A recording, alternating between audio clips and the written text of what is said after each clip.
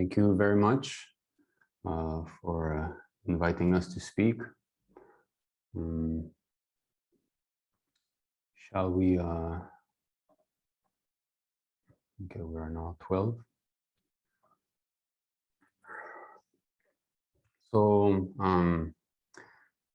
I'd like to start by saying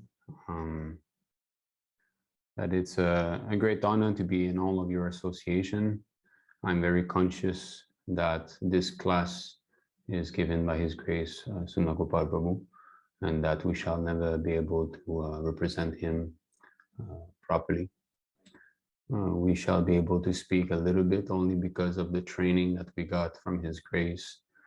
Without His Grace Sunagopal Prabhu, we would never have understood Shra Prabhupada purely.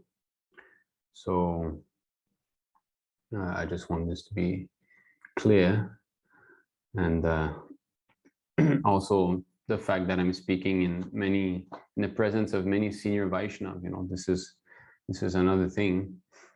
How can I speak in front of you all? I was actually thinking about this today. How can I come here and speak in front of many senior Vaishnavas? So sometimes by the arrangement of the Lord, it happens that someone who's less advanced spiritually would be speaking. Just like He sent Uddhava to Vrindavan as the spiritual master of the gopis, but actually it was Uddhava who was to be inspired by the devotional activities of the gopis. So I think this is a similar situation where I'll be speaking, but actually I'll get inspired by you all. I'm already inspired. So I just wanted that to be said. So how should we proceed? There will be some specific questions maybe in the comment section. Is that it?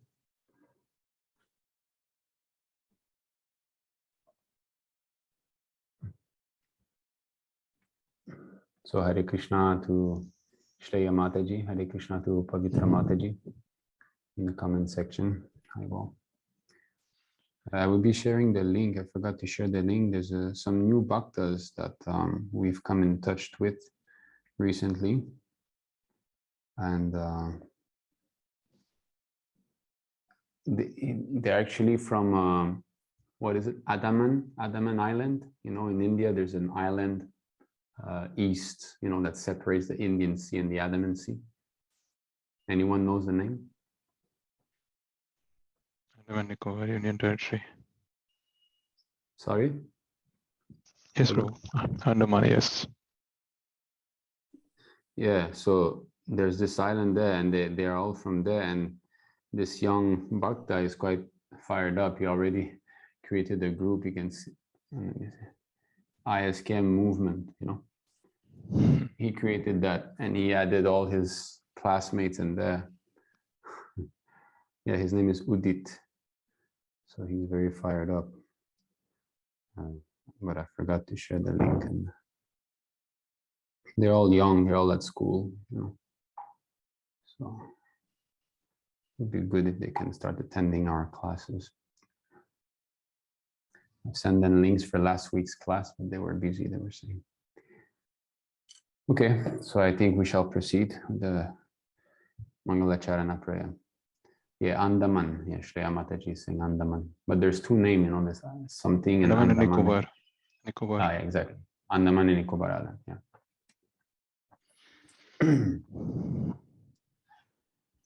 Om Namo Bhagavate Vasudevayam. Om Namo Bhagavate Vasudevayam. Om Namo Bhagavate Vasudevayam. Om Jnanati Mirandasya Gananjala Shalakayam. Chakshurunmilitam Yena Tasmai Shri Gurave Namah. Shri Chaitanya Manobhishtam Stapitam Yena Bhutalem. Swam Rupa Kadamahyam Dadati Swapadantikam. Vandeham Shri Guru Shri Uta Padakamalam Shri Gurum Vaishnavamscha. Shri Rupam Sagrajatam Sahagana Raghunantam Mitam Tam Sajivam Sadvaitam Savadutam Parijanam Sahitam Krishna Chaitanya Devam Shri Radha Krishna Padam Sahagana Lalita Shivishakam Mitamscha He Krishna Karuna Sindhu Dina Bandho Jagatpate Gopesha Gopika Kanta Radha Kanta Namostute Tapta Kanchana Gaurangi Radhe Vrindavaneshwari Vrishabhanu Sute Devi Pranamami Hari Priya Vanchakalpatarubhischa Kripa Sindhu Bevacham Patitanam Pavanebhyo Vaishnavebhyo Namo Namah Namo Vishnu Padaya Krishna Prishtaya Bhutale Shrimati Bhaktivedanta Swamiti Namine Namaste Saraswati Deve Gauravani Pracharine Nirvishesha Shunyavadi Paschachadishatarine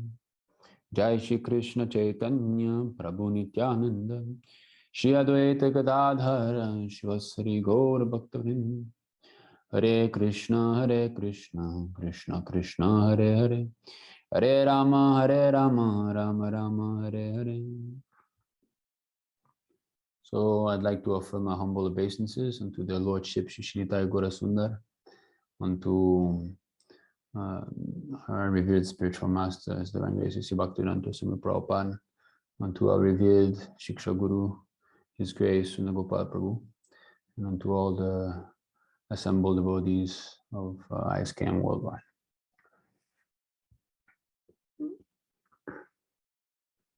So is there any specific topics that you would like to discuss, or any question that you would like to ask?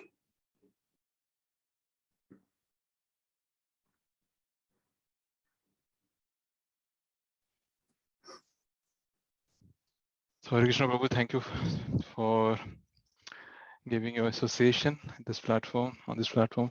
Really keen, and I'm sure Bhaktas will having a very, very beneficial time for the next 2 to 3 hours, and I will take complete advantage of your association, and hopefully the questions would be interactive and making the session more lively.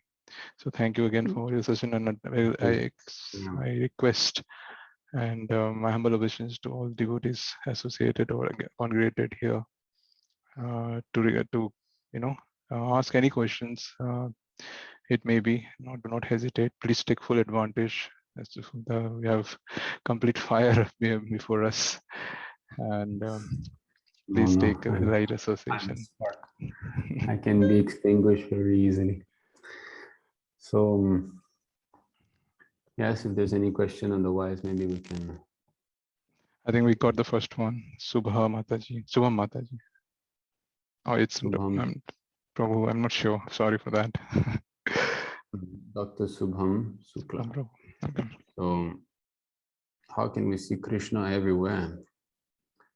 Yeah, well, so yes, it's a very broad topic. How can we see Krishna everywhere? So this is way over my head already. This is a higher caliber than my realizations. But this is why we should be discussing Krishna Katha, because everybody is benefited. The speaker and those who listen also. So we will all be learning. So we can read from Srila Prabhupada's books together, and we will learn, and we will be discussing this topic. So how to see Krishna everywhere?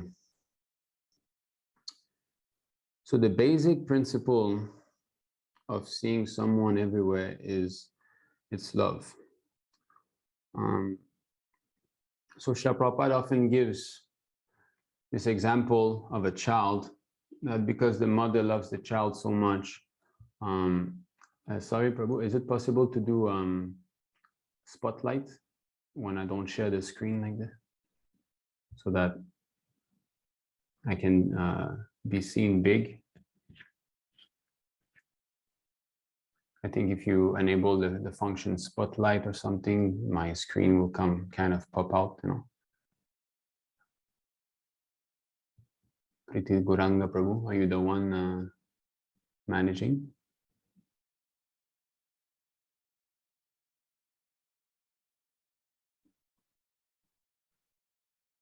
Hare Krishna, Prabhu.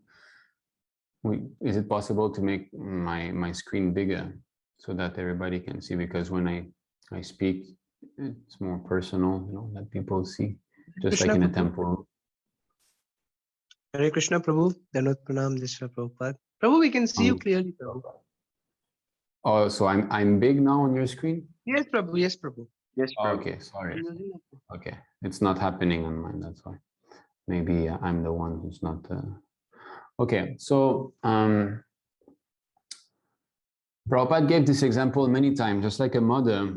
The child might be away, but when she sees the shoes or the socks of the child, immediately she remembers. So that remembering is based on the love. She might see shoes or clothes of some other person, but it won't have the same effect because love is not there.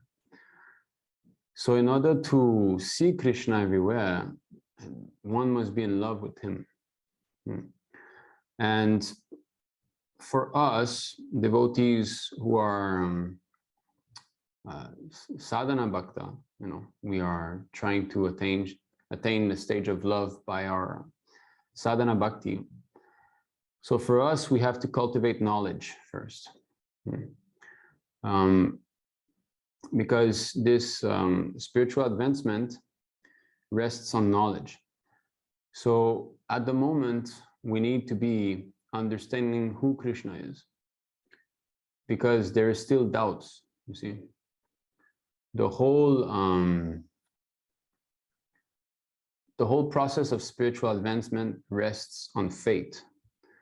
The three categories of devotees, right? So there's Kanishtadikari, the neophyte. There's the Madhyamadikari, one who is convinced of the philosophy and who is well established into the bona fide principles, but he's not completely freed from doubts. And there's the Uttamadikari. Only the Uttamadikari is completely freed from doubts. He knows that when he's chanting Hare Krishna, Krishna is directly manifested in the transcendental sound vibration. The Madhyamadikari, although he has faith in this, it is not fully, wholeheartedly accepted. And similarly, the deity in the temple. The Mahabhagavata sees Krishna face to face. He has absolutely no doubt that Krishna is standing in front of him. But the Madhyamadikari still is not 100% convinced. So why is that? That means we need to hear more. We need to have the transcendental knowledge being transferred from the heart of the pure devotee to the heart of the disciple. This is the whole Vedic system of parampara. And this is why we must have a Mahabhagavata as a spiritual master, because unless one has got this realization, he cannot give it to another. So if we want to be seeing Krishna everywhere, then there must be someone who sees Krishna everywhere, to whom we surrender to.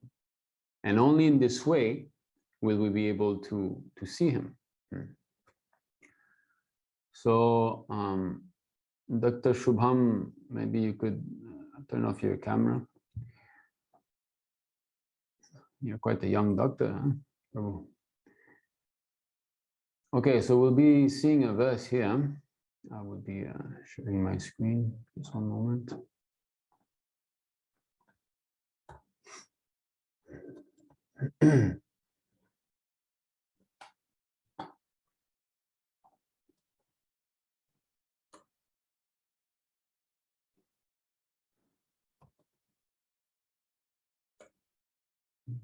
Just give me a second then.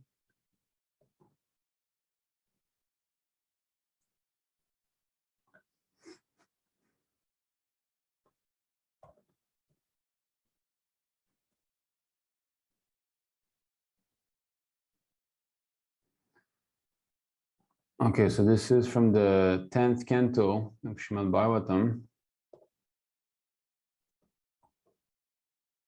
chapter 2.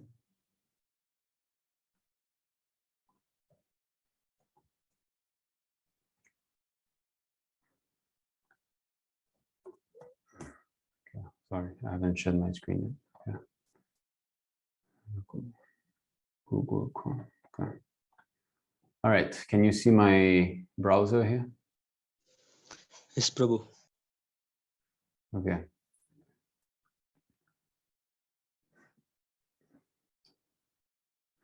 Tato jagam mangalam achyutam samahitam sura sutena devi dadhara sarvatmakam atmabhutam kashtayathanandakaram manastah.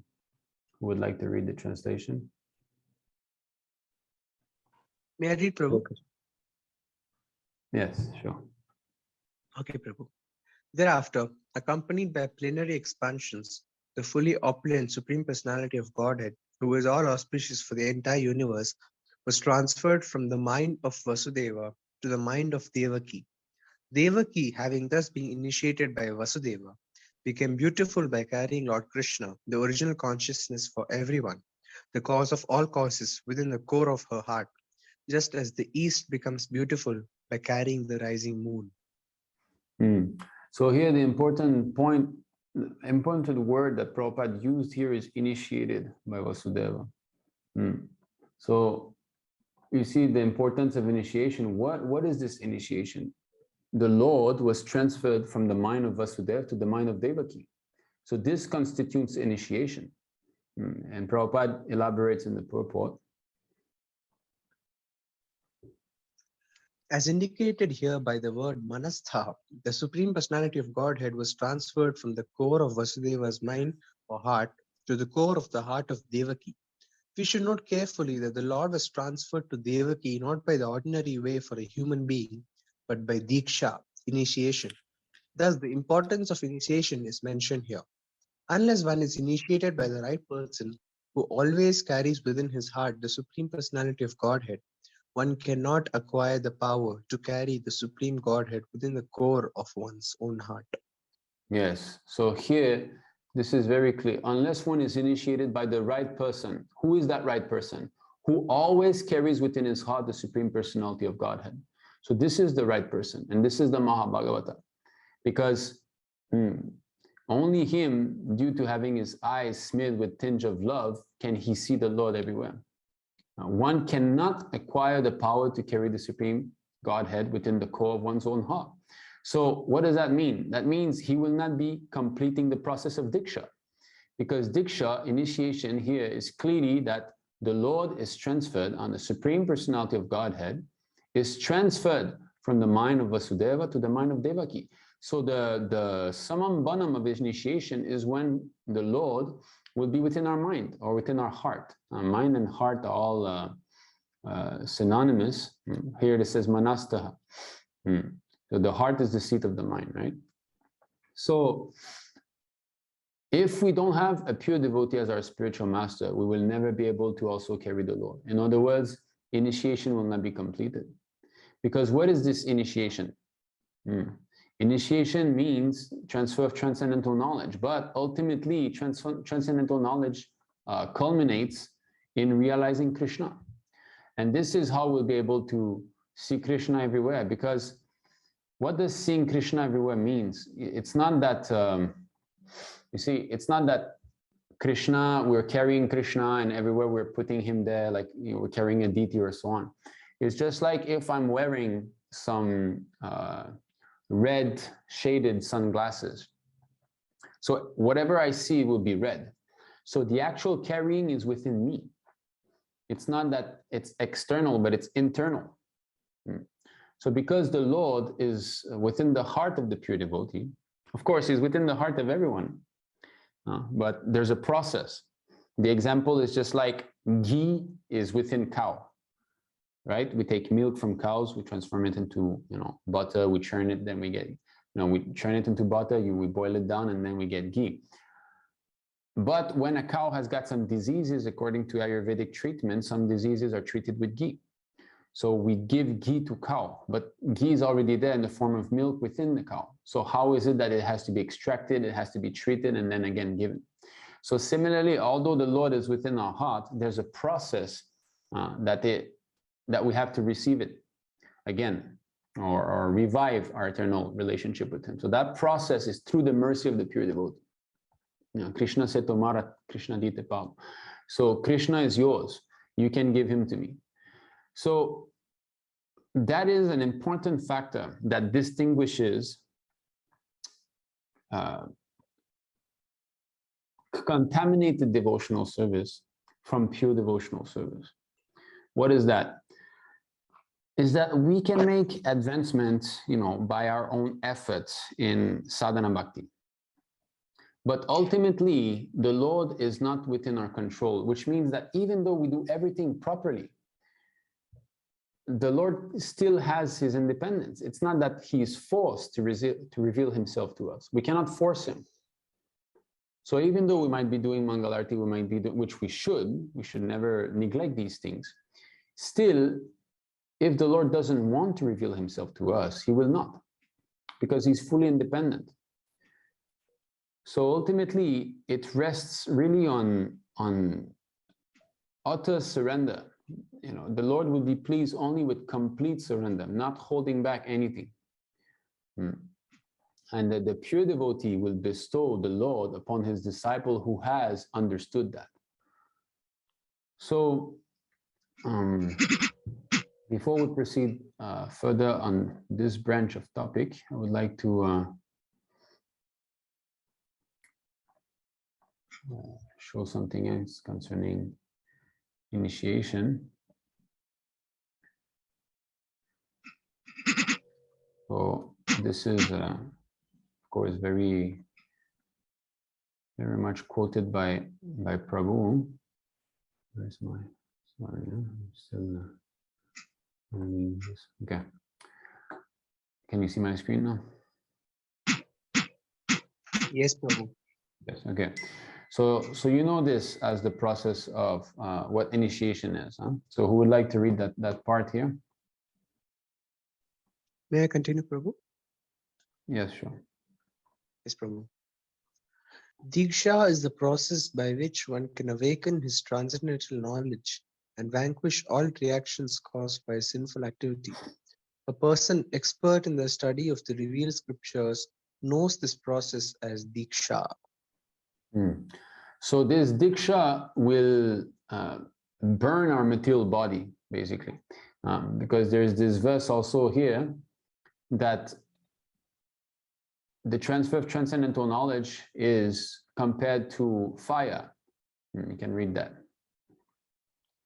Yes, Prabhu. The spiritual master can be compared to the lower kindling stick, the disciple to the upper kindling stick, and the instruction given by the guru to the third stick placed in between. The transcendental knowledge communicated from guru to disciple is compared to the fire arising from the contact of these, which burns the darkness of ignorance to ashes, bringing great happiness both to guru and disciple. Yes. So here's the picture. Can you see this picture? Yes, Prabhu. Okay. So you see how they used to start fire before. So they have a plank, wood plank at the bottom here. They have a piece of wood in the middle and another plank here. And then they have a sort of bow-like instrument, and they make it spin because the rope is dead, and that stick will spin very fast. So the spiritual master is compared to the upper wooden stick, the disciple to the below one, and the instructions are here. Now, initiation is the fire that arises from all of this. Okay. So in other words, here, one important point is that the contact between the spiritual master and the disciple is not physical. There's no physical contact. The contact is made through instructions. So if the disciple is surrendered to follow the instructions of the spiritual master, he is not disconnected. He's in contact with the spiritual master. So even though, Prabhupada said it, even though a student remains with the spiritual master constantly, if he doesn't follow the instructions, he's not actually with the spiritual master. So the fire that will arise and that will be transferred, what will happen? Actually, the wood will start to burn, right? The whole point here is to start fire here. Okay. So what will happen? The very wood, the very fire, which is within the wood, will be manifested and will burn the wood to ashes. So this love of God is already within us, just like fire is already within wood, but there's a process to bring it out.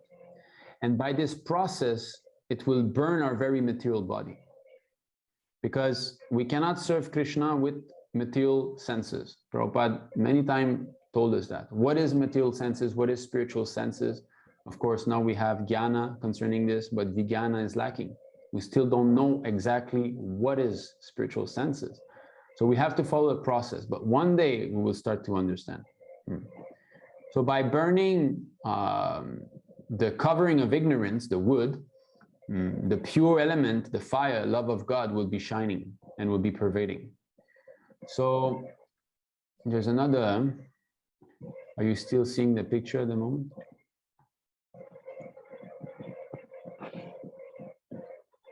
It's still the picture that you're seeing, right? Yes, Prabhu. Okay.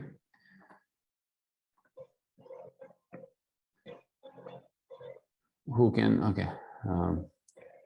Naivam viddaha purushakara urukramasya pumsantarangri rajasajita shadgunanam chitram vidura vikata sakridatatita yannama debhyam aduna sajahat ibandham. Who wants to read this? My dear king, a devotee who has taken shelter of the dust from the lotus feet of the Lord can transcend the influence of the 6 material whips, namely hunger, thirst, lamentation, illusion, old age, and death, and he can conquer the mind and 5 senses. However, this is not very wonderful for a pure devotee of the Lord, because even a person beyond the jurisdiction of the 4 castes, in other words, an untouchable, is immediately relieved of bondage to material existence if he utters the holy name of the Lord even once. Okay, so a devotee who has taken shelter of the dust of the lotus feet of the Lord. Okay, so what is this dust? This is another topic here. Dust, of course, when we bow down to the spiritual master, we touch his lotus feet, just like we see Srila Prabhupada's murti in the temple. There's always some dust collected on his lotus feet, and that is nice that we take this dust and apply it on our head.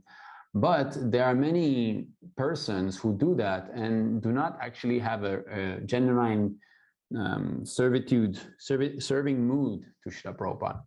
So actually the dust is actually the instructions of the spiritual master. That is spoken of in another verse where it is said that the instructions of the pure devotee are the particle of saffron dusts that emanate from the lotus feet of Lord Krishna. So actually dust really means the instructions. Also there's the physical dust, which is also very much potent. Otherwise, why would we say that, Vrindavan is sanctified by the dust of the lotus feet of the Lord and so on, so on, but also the instructions. So we can transcend the 6 influence material whips. So these are called the kleshas, hunger, thirst, lamentation, illusion, old age, and death. And he can conquer the mind and 5 senses. So basically, what does that mean? His body becomes spiritual. How can he conquer death if you don't have a spiritual body? However, this is not very wonderful for a pure devotee of the Lord, because even a person beyond the jurisdiction of the 4 castes, in other words, an untouchable, is immediately relieved of the bondage of material existence if he utters the holy name of the Lord even once. So there's no exaggeration here. It's just that there has to be a quality in the utterance, and there has to be careful applying of the rigid regulative principles to make sure that we don't fall back into conditioned state. Just like someone might take a very powerful medicine, yes, he might be cured, but if he's not careful, immediately he will again become diseased. So what does that mean here? That's an untouchable. Untouchable, the material body of the untouchable is very much degraded. It's in the lowest mode of ignorance. Because we say that Shudra is in the mode of ignorance, but the untouchable are in lower than that. So they can also, so how is it possible? That means the body is being burned through the fire of transcendental knowledge, just like that wood that we've seen. The body is changing. And why is the body changing? Because it's acquiring the quality of the body of the spiritual master. Okay, so now I think here Srila Prabhupada mentioned some things concerning this.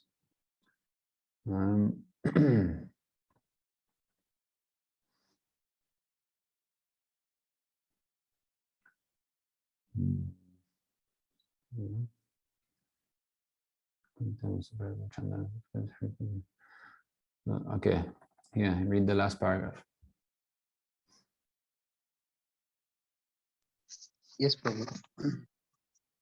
Shukdev Goswami, okay. When a person, even though a Chandala, is initiated by a pure devotee into chanting the holy name of the Lord, his body changes as he follows the instructions of the spiritual master. Yes. Although one So here, again, as he follows the instructions, what does that mean? That means he's associating with the spiritual master.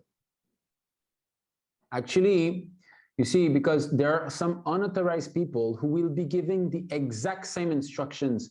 Well, not exact, but at times, they will speak the exact same thing as Srila Prabhupada. They will tell you, yes, you must do Mangalarti, you must do this, you must do that. But why is it that their disciples are not making progress? The instructions are there. The secret is that the spiritual master is not bona fide. The spiritual master doesn't have a spiritual body. And therefore, associating with that so-called spiritual master doesn't have the real effect. Because we have seen the lower kindling stick is associating with the upper kindling stick and the fire comes. So that means that if the spiritual master's body is not spiritual, how can we spiritualize our own body? It's not possible. Everything is done through association of higher authorities. Even though devotees were not fully, to say, liberated yet, if they give their association, that will also help, more junior devotees. But ultimately, to complete the process of spiritualizing the body, to be qualified to receive the Lord in our heart, the association has to be made with a pure devotee. And this association is made through instructions. Association means, right? We know there's a offering of gift, receiving, and so on. But then there's inquiring, right? So this inquiring association, that is how we associate with superiors. We don't tell to superiors, we inquire from them. So the body changes. Why we are developing better qualities? Why is it possible that a Chandala, who is a dog eater, we know some devotees here in China that ate dog before. So why is it that they were so low in their qualities and now they're changing? So the association is all because Srila Prabhupada is there. No? Okay, continue. Although one cannot see how his body has changed, we must accept on the grounds of the authoritative statements of the Shastras that he changes his body. This is to be understood without arguments. This verse clearly says, he gives up his material body. The body. Okay, so here you see. You give me. Should be inside. Maybe they can be muted. Hey. No. Hare Krishna, maybe they can be muted.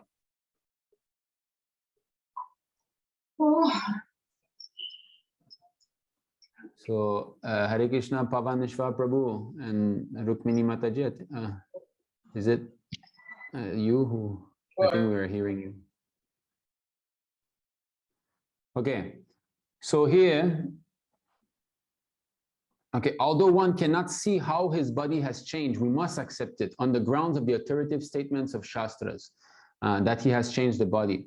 So to consider a Chandala to still be a Chandala, even though he's chanting Hare Krishna, that is great offense, that is lack of faith, that is basing our understanding on the imperfect senses. I'm seeing he's Chinese or Vietnamese or whatever. How he's still that? No, he's not that. He's a devotee. We must accept. Why? Because Sastra says so. Not only Sastra, actually Palena Parichiyate, through the also result. How much devotion that person is developing, how much detachment from material enjoyment, how much realization of the Supreme Lord, right? So on the ground of Shastra, just like Prashadam. Prashadam, it looks exactly the same before and after being offered. But why, before being offered, we don't even dare to put it to our lips? Himanshu Prabhu, could you mute yourself? Himanshu Prabhu, we can hear. So, but after it has been offered, even though that same prasadam falls on the ground, we will accept it. We will eat it immediately. Why? Because faith is there. So that body has changed. Even materially speaking, the body changes, right? Materially speaking, the body changes. So this we all know. Are you seeing pictures now? I think so. Huh? Yes. So materially speaking, the body also changes every single time. So if materially speaking, something achintya like this, inconceivable, can occur, that all the molecules between the body are always changing every second, and we don't even see, then how not spiritually? There was one devotee once, very well famous devotee, one of the Ridvik, of the biggest Ridvik camp, the leader of that, he was saying in a class that these cells are prashadam cells. Actually, this is not, this is not the process. He was saying that by eating prashadam so many years, these cells will become prashadam cells. So he's trying to understand prashadam through a material effect. Why? Because he's saying that you eat, right? The body changes, you evacuate, you eat more, so all the cells will be changed. So the prashadam which you've eaten will come and will, replace those cells. So it's prashadam cells. That is trying to understand spiritual through material. So that leader of that Ridvik group, he's doing mental speculation. This is not how we have to understand. This is not a material process. Spiritual process is achintya. You cannot understand how it happens. You must just accept it. So by chanting Hare Krishna, even though one is a chandala, immediately his body changes. It's not the same anymore. Because body that we have is under the three modes of material nature according to the karma that we've done. So therefore there's a sequence happening. But as soon as you eat prasadam or you chant Hare Krishna, especially you take initiation, that's the topic at the moment. When you take initiation, that chain of karmic reaction is broken. You break away from it. Because this is the three modes, doom, doom, doom, doom, doom. This is one sequence of karmic reaction from birth to death. This is kind of a package because our karma is given to us in packages.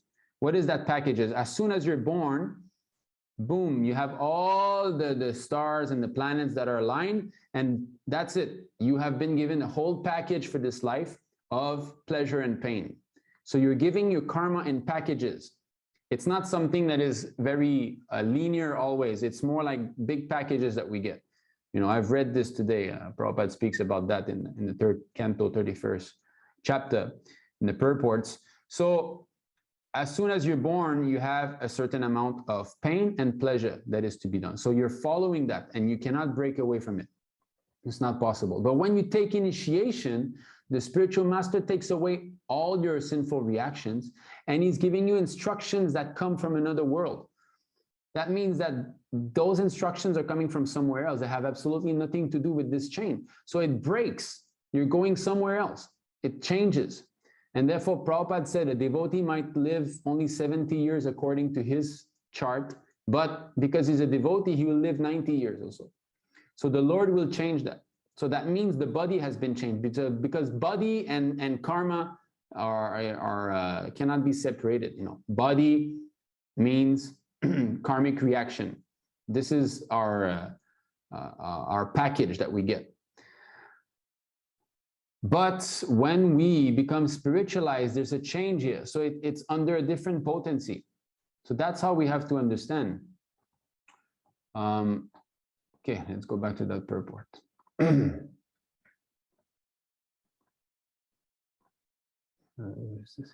Okay. This verse clearly says, Sejahati Bandham. He gives up his material bondage. Okay, go ahead. Yes, Prabhu. The body is a symbolic representation of material bondage according to one's karma. Although sometimes we cannot see the gross body changing, chanting the holy name of the Supreme Lord immediately changes the subtle body. And because the subtle body changes, the living entity is immediately freed from material bondage. After all, changes of the gross body are conducted by the subtle body. After the destruction of the gross body, the subtle body takes the living entity from his present gross body to another. The subtle body. So here, the body is a symbolic representation of material bondage according to one's karma. This is what we've been saying just now. It's a symbolic manifestation of our package of karma that we have to endure, that we have to suffer or so-called enjoy. So now, although sometimes we cannot see the gross body changing, that's a fact. It's changing, but it's so subtle that we don't notice. But it's a fact that it's always, just like my daughter, she will be 5 months soon. So I have not seen her grow, but if I see pictures of her when she was born, she's taken about 20 centimeters. So how did that happen? That means every single second, there's a little bit more. She's growing a bit, but it's so subtle that you never see it. But the granddaughters of Labanga Mataji, who's a temple president here, when they come after, 2 weeks or so, they notice, wow, she's bigger. So they can see, so it's so subtle. Now, chanting the holy name of the Supreme Lord immediately changes the subtle body. And because the subtle body changes, the living entity is immediately freed from material bondage. So that's what we were saying here. Of course, in that image that we show, we were only seeing the gross body, but the same thing applies for the mind, because the changes of the mind, the sufferings that we get, the thoughts, all of this is also within the package of our karma. The nature that we get. And some people, just like Subala Dasadikari, he was telling me, how like Western people are ruled by the moon, Indians are ruled by the sun, and so on and so on. So, and the moon is kind of the mind, right? So what I've experienced is that generally Western people are more eccentric. They are more easily prone to be agitated. So I don't know if it has something to do with that, but probably. So at the time of birth, those planets that are there will be affecting your mind. There's one bhakta at the moment. He's he calls me sometimes, he's from Australia, but he's Indian body, and he's in a very pitiable condition.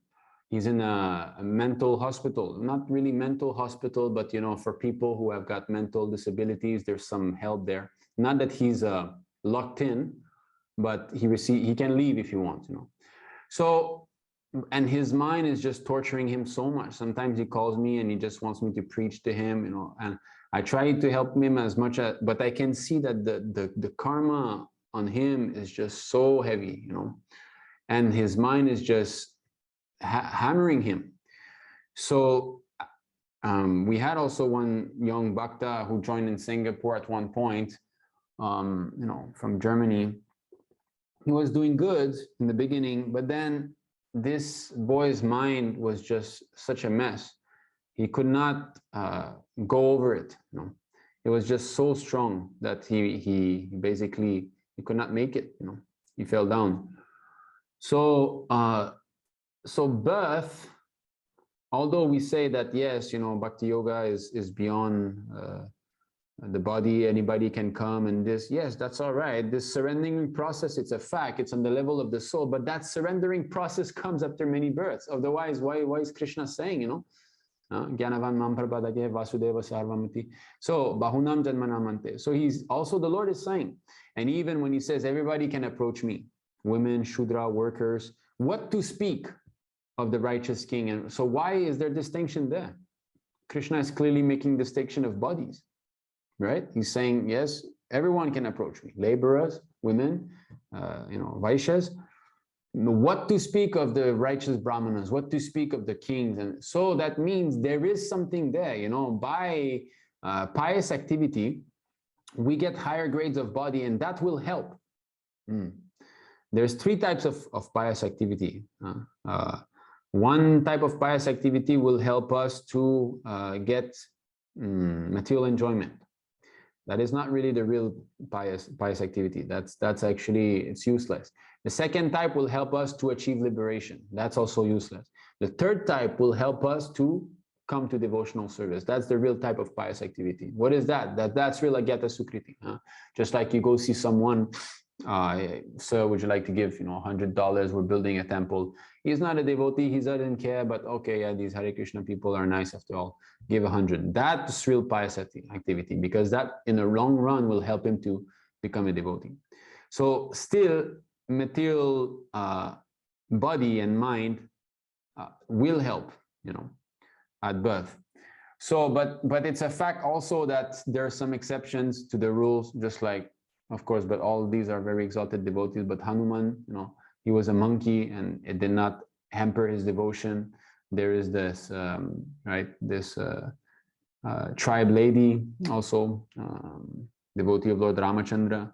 Though those qualities of those people are very low, but still somehow or other they're coming. So that's why when we come to devotee, yes, the body is there. And Prabhupada gives this example, right? If you're a king, then maybe you have like 10 zeros. But if you don't have Krishna consciousness, it's still 0. 10 0 is still 0. And if you're a cobbler, you have maybe 1 0, and you add Krishna consciousness, then that's 1. So still the body will be brought to its real glory when one becomes a devotee. But still, they should not be distinctions, because after all, what is important is the devotional attitude. Not all the other, of course, when one becomes a devotee, he develops all the quality of the demigod. We know this verse, right? So when one takes to Krishna consciousness, all the qualities of the demigod will manifest. Why? Because these qualities are in the mode of goodness, which is very close to spiritual qualities. That's why we have to cultivate the mode of goodness. So, yes, those qualities will develop, but that will take time, especially for those who come from lower birth.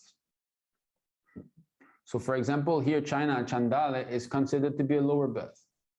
I speak of China because this is my situation. Of course, there's many, even us, Mlechas, the Western peoples, is also a lower birth. But Chandala, the Kasha race is mentioned the last, in that verse, right? That all Pulinga, Pulkasha.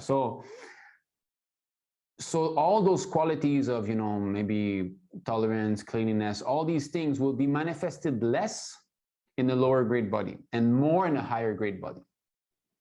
But that does not mean that, the devotee who has more of these qualities will be more, has to be more respected than someone. No, because this is temporary. Prabhupada says it's a fan. The fan has stopped already. This is not karma anymore. You cannot judge that devotee on the material platform anymore.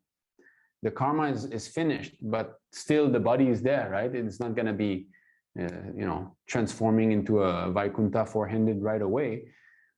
But the fan has stopped. So why are we discussing all this here? We're speaking of the effect of initiation, that the material body is being burned up and that the spiritual body is slowly being manifested. So this is why we're speaking of those qualities emerging from the demigod. This is why we're giving the difference between a lower birth and a higher birth, because there is a process by which one becomes purified. And, so, okay, we go back to this purport here. We were saying, after all, by the subtle body, after all, changes of the gross body are conducted by the subtle body. If you see, I'll give you an example. Someone gets bad association, okay? I'm sorry to show you this. I mean, it's not that bad, but someone gets bad association, his mind becomes polluted. He starts to become in the mode of ignorance. And thus, what will happen? This is very deplorable, those poor people, but you can see that how one is before and after becoming a drug addict. So why is the gross body changing? That means the mind has changed first, all these poor souls, so the gross body will change in accordance with the subtle body. When one develops sinful desires that I shall do this, I shall do that, the subtle body is already there. The sins, the seeds of sins are already planted. So for the flower to bloom in the gross body will take some time. But the desire is already there. I shall do drugs, I shall do this, I shall do that. Therefore, your chain of karmic reaction to get that body, which we've seen, it's already there. You're going to get it. Because there's what is it, 4 or 5 stages of sinful reaction, right? There is those who are unmanifest. There is the seedling form. There's those who are sprouting, those who are about to be felt, and those who are felt at the moment. So I believe it's 5. Okay. You can finish this purport. Yes, Prabhu. After the destruction of the gross body, the subtle body takes the living entity from his present gross body to another. In the subtle body, the mind is predominant, and therefore, if one's mind is always absorbed in remembering the activities or the lotus feet of the Lord, he is to be understood to have already changed his present body and become purified. Therefore, it is irrefutable that a Chandala or any fallen or low-born person can become a Brahmana simply by the method of bona fide initiation. Yes. So Brahmana is not something that we see a form, It's not like, oh, the Brahmana must look like this. He must have this skin color. He must be like, Real Brahmana means that the quality would become manifested. And especially what? Here it is said, if one's mind is always absorbed in remembering the activities of the lotus feet of the Lord, he's to be understood to have already changed his present body and become purified. So the more one is capable of performing this smaranyam, this remembering Krishna, or basically to always be thinking of Krishna, whether it is while chanting, to be focusing on the holy name, or listening, or when we do deity worship, to be very much focused. So if we're capable of doing these things, that means we can feel the change of body taking place. Because according to our karma, our mind would be supposed to be thinking of, gambling or women or making money, all of this. But no, it is thinking differently. That means it has been reprogrammed somehow. So therefore, it is irrefutable that a Chandala or any fallen or low-born person can become a Brahmana simply by the method of bona fide initiation. And that is how actually we can glorify Srila Prabhupada. Because,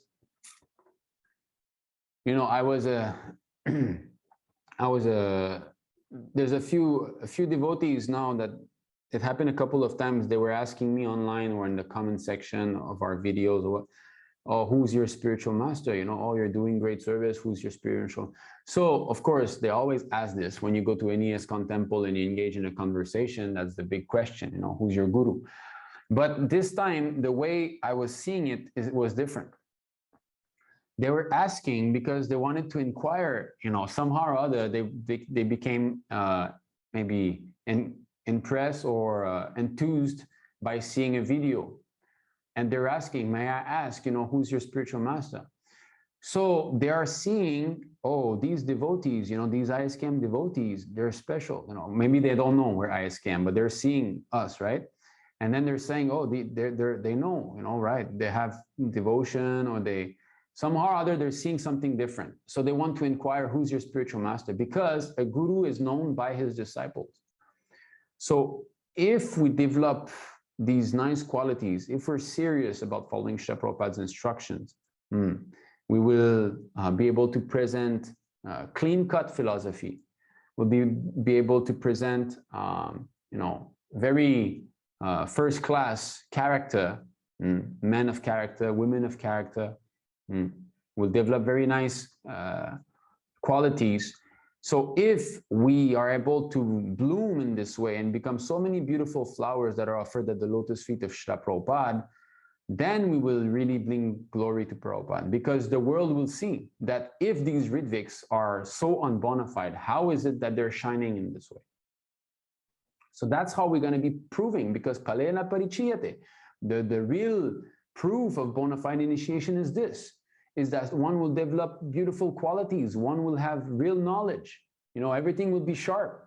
You will be able to present the philosophy very clearly. So that is there also.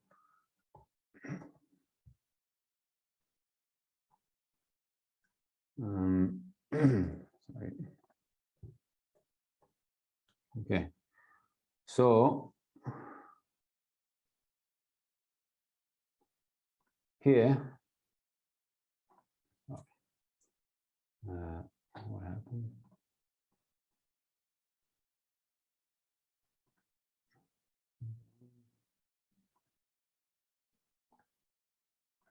I'm trying to open a link. Just give me a second.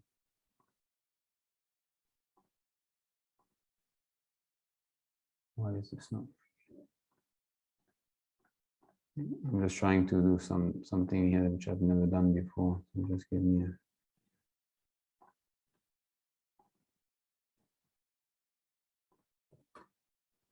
Okay.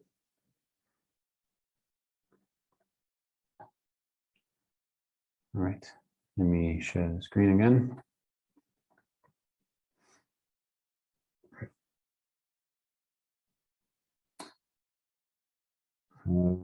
Okay, can you see this? Okay, that's not the one I wanted to share actually.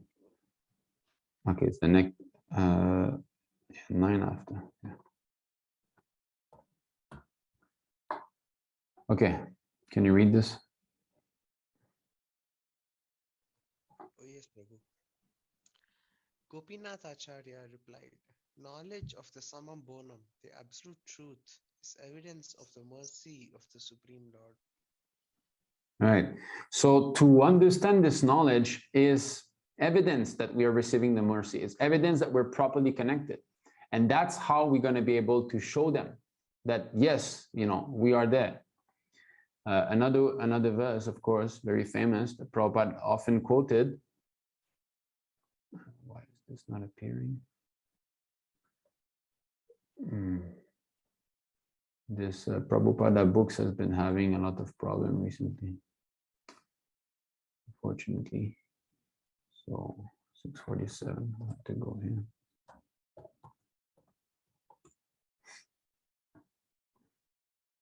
Oh, what is that? Maybe it's 2 verses together, or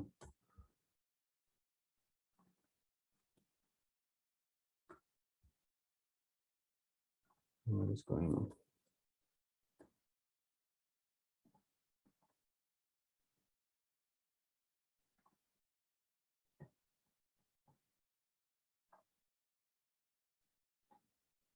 Okay, so here, Yasya Deve Parabarti Yatha Tete Deve Tatha Gura Tasyati Tatitha Hiyartaha Prakasante Mahatmana. So, only unto those great souls who have implicit faith in both the Lord and the spiritual master are all the imports of Vedic knowledge automatically revealed.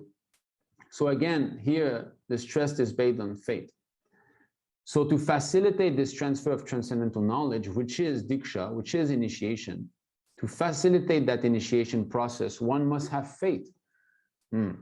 Everything is based on faith, as we spoke at the beginning of this talk. So if we have faith in Srila Prabhupada, one time I asked Sunagopal Prabhu, I asked him a question. I said, Prabhu, what is if you could give me one advice on what has been helping you the most in your spiritual advancement? And he told me this. He said, have implicit faith in Prabhupada. So that's it. To have complete faith, and faith means the instructions, we're reading the books, we are reading so many different instructions. There are instructions that are meant for people who have got less faith, devotees who have got less faith, instructions meant for people who have got devotees who have got more faith. So the more we have faith, the more we will be accepting those instructions that are higher, So all the import of Vedic knowledge automatically revealed. So again, the fact that we will be understanding Srila Prabhupada books, that we'll be understanding the Vedas, is a proof that we're properly connected. And the fact that they don't understand is a proof that they're not connected, because they cannot explain. So if you cannot explain, that means you're not properly connected, because, I mean to say, the spiritual master which you have accepted himself is disconnected. So therefore the connection is lost, So, yes. So of course, also this very important verse here, 11.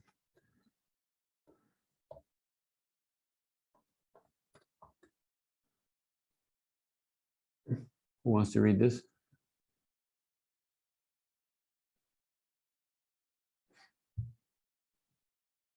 Maybe someone else can read. Hare Krishna, Prabhuji. Hare Krishna. Mataji. Devotion, direct experience of the Supreme Lord, and detachment from other things. These three occur simultaneously for one who has taken shelter of the Supreme Personality of Godhead. In the same way that pleasure, nourishment, and relief from hunger come simultaneously and increasingly with each bite for a person engaged in eating. Yes. So we must all be our own physicians, meaning we must test ourselves. Are we experiencing these things? Because devotional life is not stereotype. It's not that Ritviks are good, ISKCON is bad. No, ISKCON is good, Ritviks are bad. No, even within the Ritvik group, there's so much, nonsense going on. And, even, of course, our ISKM is very pure. We have got, A1 philosophy. We have got all wonderful devotees. But even ourselves, we have to double check also. Are these things happening? Am I increasing in my devotion, or do I feel a lack? Do I feel that I don't like to do pujari? I don't like to be doing bhajan. I don't like all these things. Or am I feeling an increasement? Now that increasement, before we continue, that increasement is not something. It's not steady in the sense that, just like when you make money. Let's say you start a business. Today you make 100, next day you make 150, next day 200, next day 250, It's never like this. It's like this, a chart, just like stock exchange. You invest in some stock and then it goes up. It never goes up like this, like a straight line. It's always some zigzagging thing. So don't be disturbed by the zigzagging. You must take 2 points that are far from one another. And in this way, you will see your spiritual advancement. Because sometimes you may be fired up, you do this, you do that. And then what happens? The next day, somehow or other, something happened. Definitely there's a cause. You feel less enthused. You feel that what's going on, this is very hard. This is tough. I've been chanting, I've been doing everything. Why is it not working? Okay. So that's natural, in the initial stage, we're all there. So it will do like this, but you should take 2 points far from one another. So, okay, 3 years ago, where was I? Now, where am I?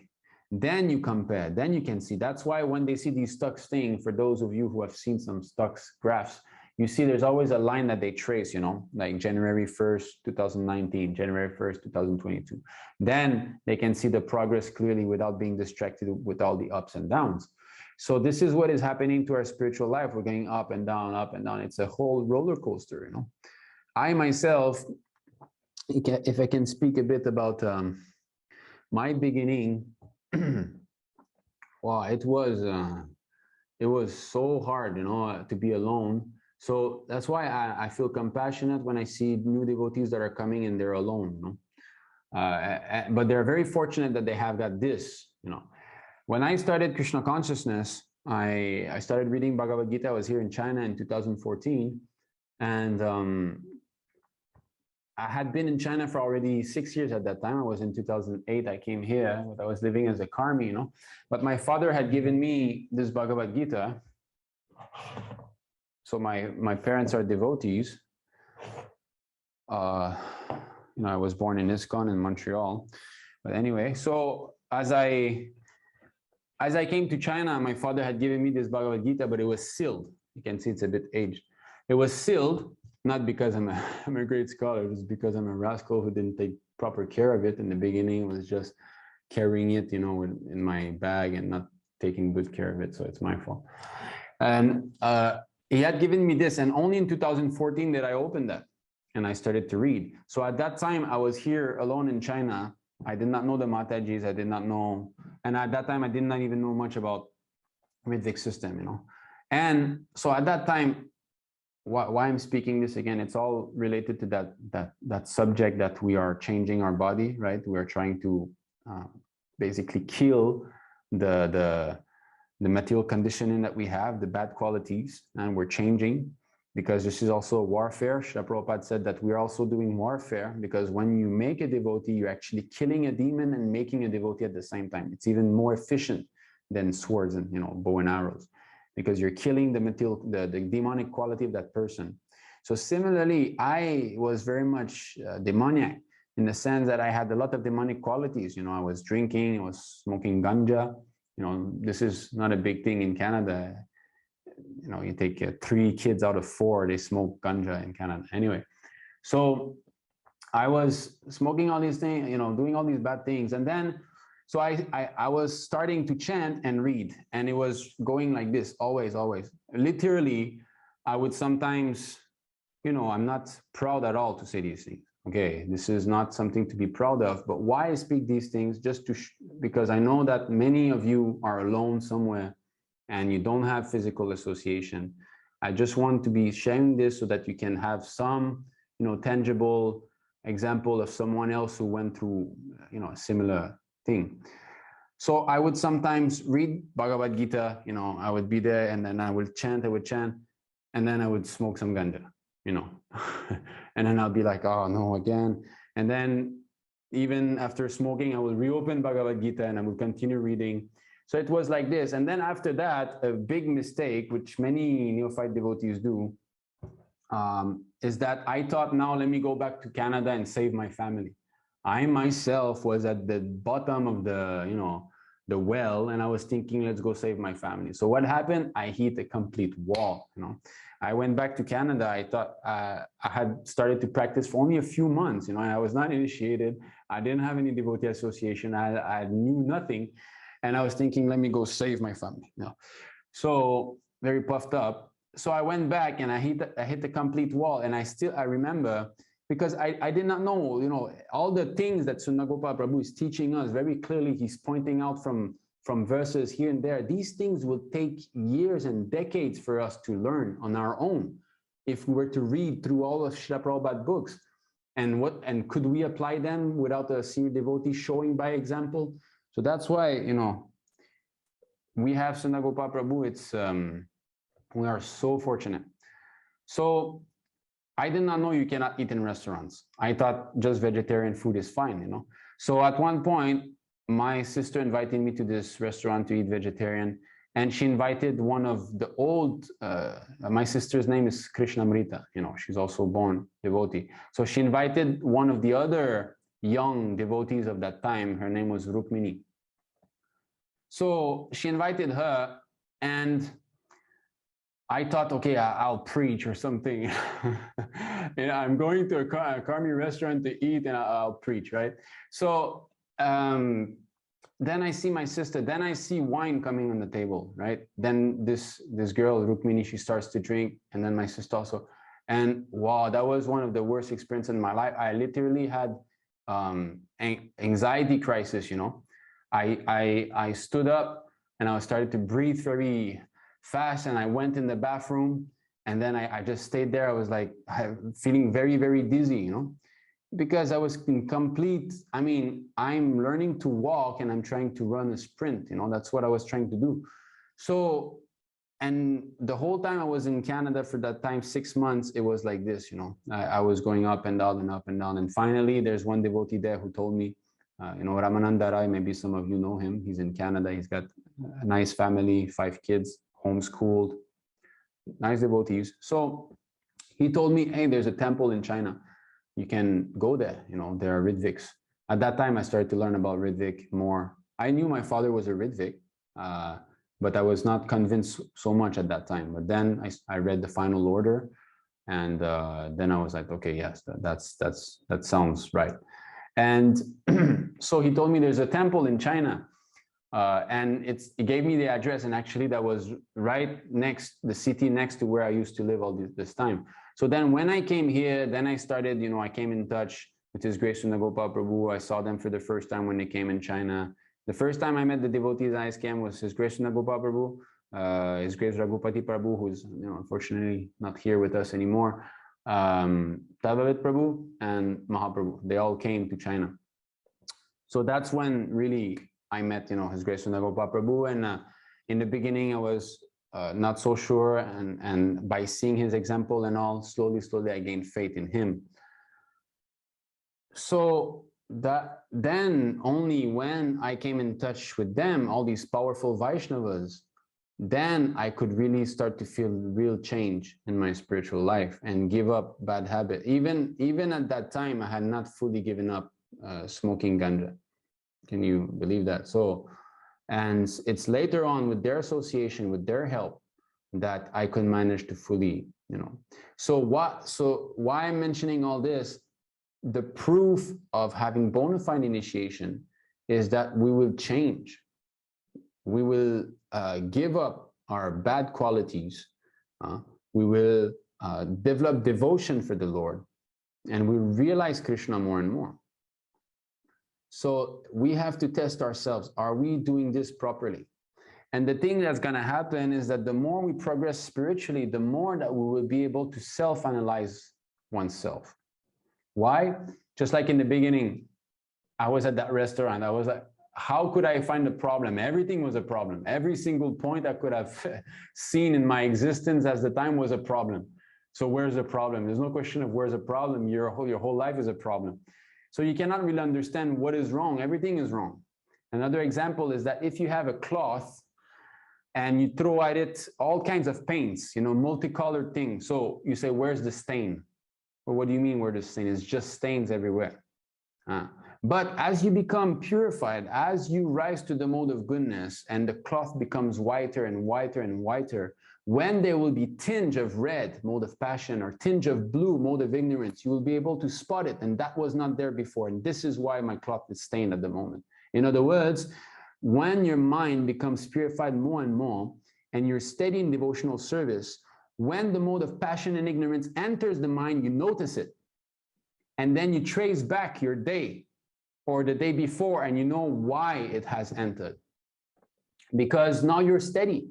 So when it comes and agitates, why is it that now, I'm feeling, drowsy? What happened? Or why is it that, I'm starting to look again outside, I'm looking at women. Why the mode of passion came back again? So what happened? Okay, I overate, or I slept more than, my normal time, or I watched that news maybe a bit too long that I should have. So we'll be able to pinpoint the exact intruder, where he came from. When a fortress is well guarded, if someone comes in, you can know that, well, I think this side was not well guarded. It must be this. So again, the cloth, once there's, a small stain, you know it. But if it's stained everywhere, you throw things at it. Another example is the lake, right? If there's millions of stones being thrown at it, where is the agitation coming from? Where? From absolutely everywhere. It's, everybody's throwing stones. But if the lake is very still, one person throws a stone, immediately, this is the problem. So when we start reading and we have all these instruction, what is it? To eat too much, right? What is that verse? The second verse of the Nectar instruction. Anyway, I'm forgetting. So what is that? Over accumulating wealth or overeating, this prajalpa, bad association. And yes, Prabhu. How does the verse start? What is the first word again? Atyahara Yeah. Jalpa. Aktara prayasascha prajalpo niyamagraha. Yeah. Jana sangascha laulyam cha shadbir bhakti vinashyati. So these 6 things to associate with bad, asat devotees, to overeat or over endeavor too much for greedy things, right? So in the beginning of our spiritual life, when we read these things, it is not so grasping because we're doing practically all of these things consciously or unconsciously. But as we progress spiritually, these instructions will start to find roots in our mind because now they're very much clear why we should not do these things, because we'll notice when such things occur. Okay, we have not even finished that verse. Let's go back to it. Okay, you can continue, Mataji. Srila Jiva Goswami has explained this analogy as follows. Sorry, you had finished the verse? Yes, Prabhuji, the translation is finished. Okay, yeah. So, okay, here I think there's, maybe you can read the first paragraph. Srila Jiva Goswami has explained this analogy as follows. Bhakti or devotion may be compared to tushti, satisfaction, because they both take the form of pleasure. Parishanubhava, experience of the Supreme Lord, and pushti, nourishment, are analogous because both sustain one's life. Finally, virakti, detachment, and kshud apaya, cessation of hunger, may be compared because both free one from further hankering so that one may experience shanti or peace. Yes. So these 3 comparison are very nicely given. May be compared to tushti, satisfaction. So when we eat, we immediately feel satisfied. That means we feel pleasure. You eat a nice halwa or a nice sabji, immediately there's pleasure there. So similarly, this devotion, there should be pleasure. There should be some spiritual emotion when we perform devotional service, not external. Not that our gross body is ringing the bell and offering incense, but I'm thinking of, my wife or some other thing. Not like that. It should be internal. Then because they both take the form of pleasure. Okay. Parishanubhava, experience of the Lord, and pushpi, nourishment, are analogous because both sustains one's life. When we get nourishment, just like when we're doing, recently was Nirjal, right? Pandava Ekadashi. So normally we start to feel a bit, the body is not functioning as well. We feel a lack of energy. The next day, as soon as we eat, nourishment comes very fast. And then it seems to be magic. Okay, we get the strength, we start to walk normally, talk normally, do everything with a lot of enthusiasm. So it sustains our life. Eating sustains our material body. Similarly, realizing experience of the Supreme Lord, start to understand that, yes, his energies are working around me. Yes, he's there. He's making arrangement for me. I can see it, So that is going to sustain us in our spiritual life because our faith is going to be grounded, rooted, So the more we surrender, the more the Lord will reciprocate. Because it is said, the verse says, for one who has surrendered to the Supreme Lord, these things will be happening. So if you're actually surrendering, the Lord will reciprocate. And by these reciprocation, your faith will be more rooted. Just like when we went to Henan province, my wife and I, to open a temple some years ago, it was me and her alone. We were going into, the middle of China because one Mataji was there. That's why we went to that city. And I mean, again, by the mercy of His Grace, Nagopal Prabhu, he's the one who pushed us to do that. And I'm forever grateful to Prabhu for this, because it was an amazing experience that really helped us advance spiritually, although it was very hard. So we went there to open the temple. We found the apartment after a few trials. And yes, okay, this is the place. Yes, that's nice. Okay, we're going to be doing that. And we started to see so many hints from the Lord. Just like there was an altar already there, there was this kind of very big empty place where I don't know what they would have put, a cinema or something. It was so huge. And then there was a kind of a more elevated platform made of wood there. So it was already perfect for an altar. I could see that. And then there was a stand for Tulasi Devi, you know, those high stands, perfect for Tulasi Devi. I was seeing this, and, you know, later on we found a picture of the owner's father shaking hand with Xi Jinping. So when we saw this, we were thinking, where did we come? You know, we start a temple in a house of a communist member that knows the president. So, of course, we were anxious. You know, my wife was very anxious. But the Lord reciprocated. At one point, I brought this with me. Why? Because I found this in their apartment. You know, there was so many things. It was a mess. We had to clean for many days. So I found that in their apartment.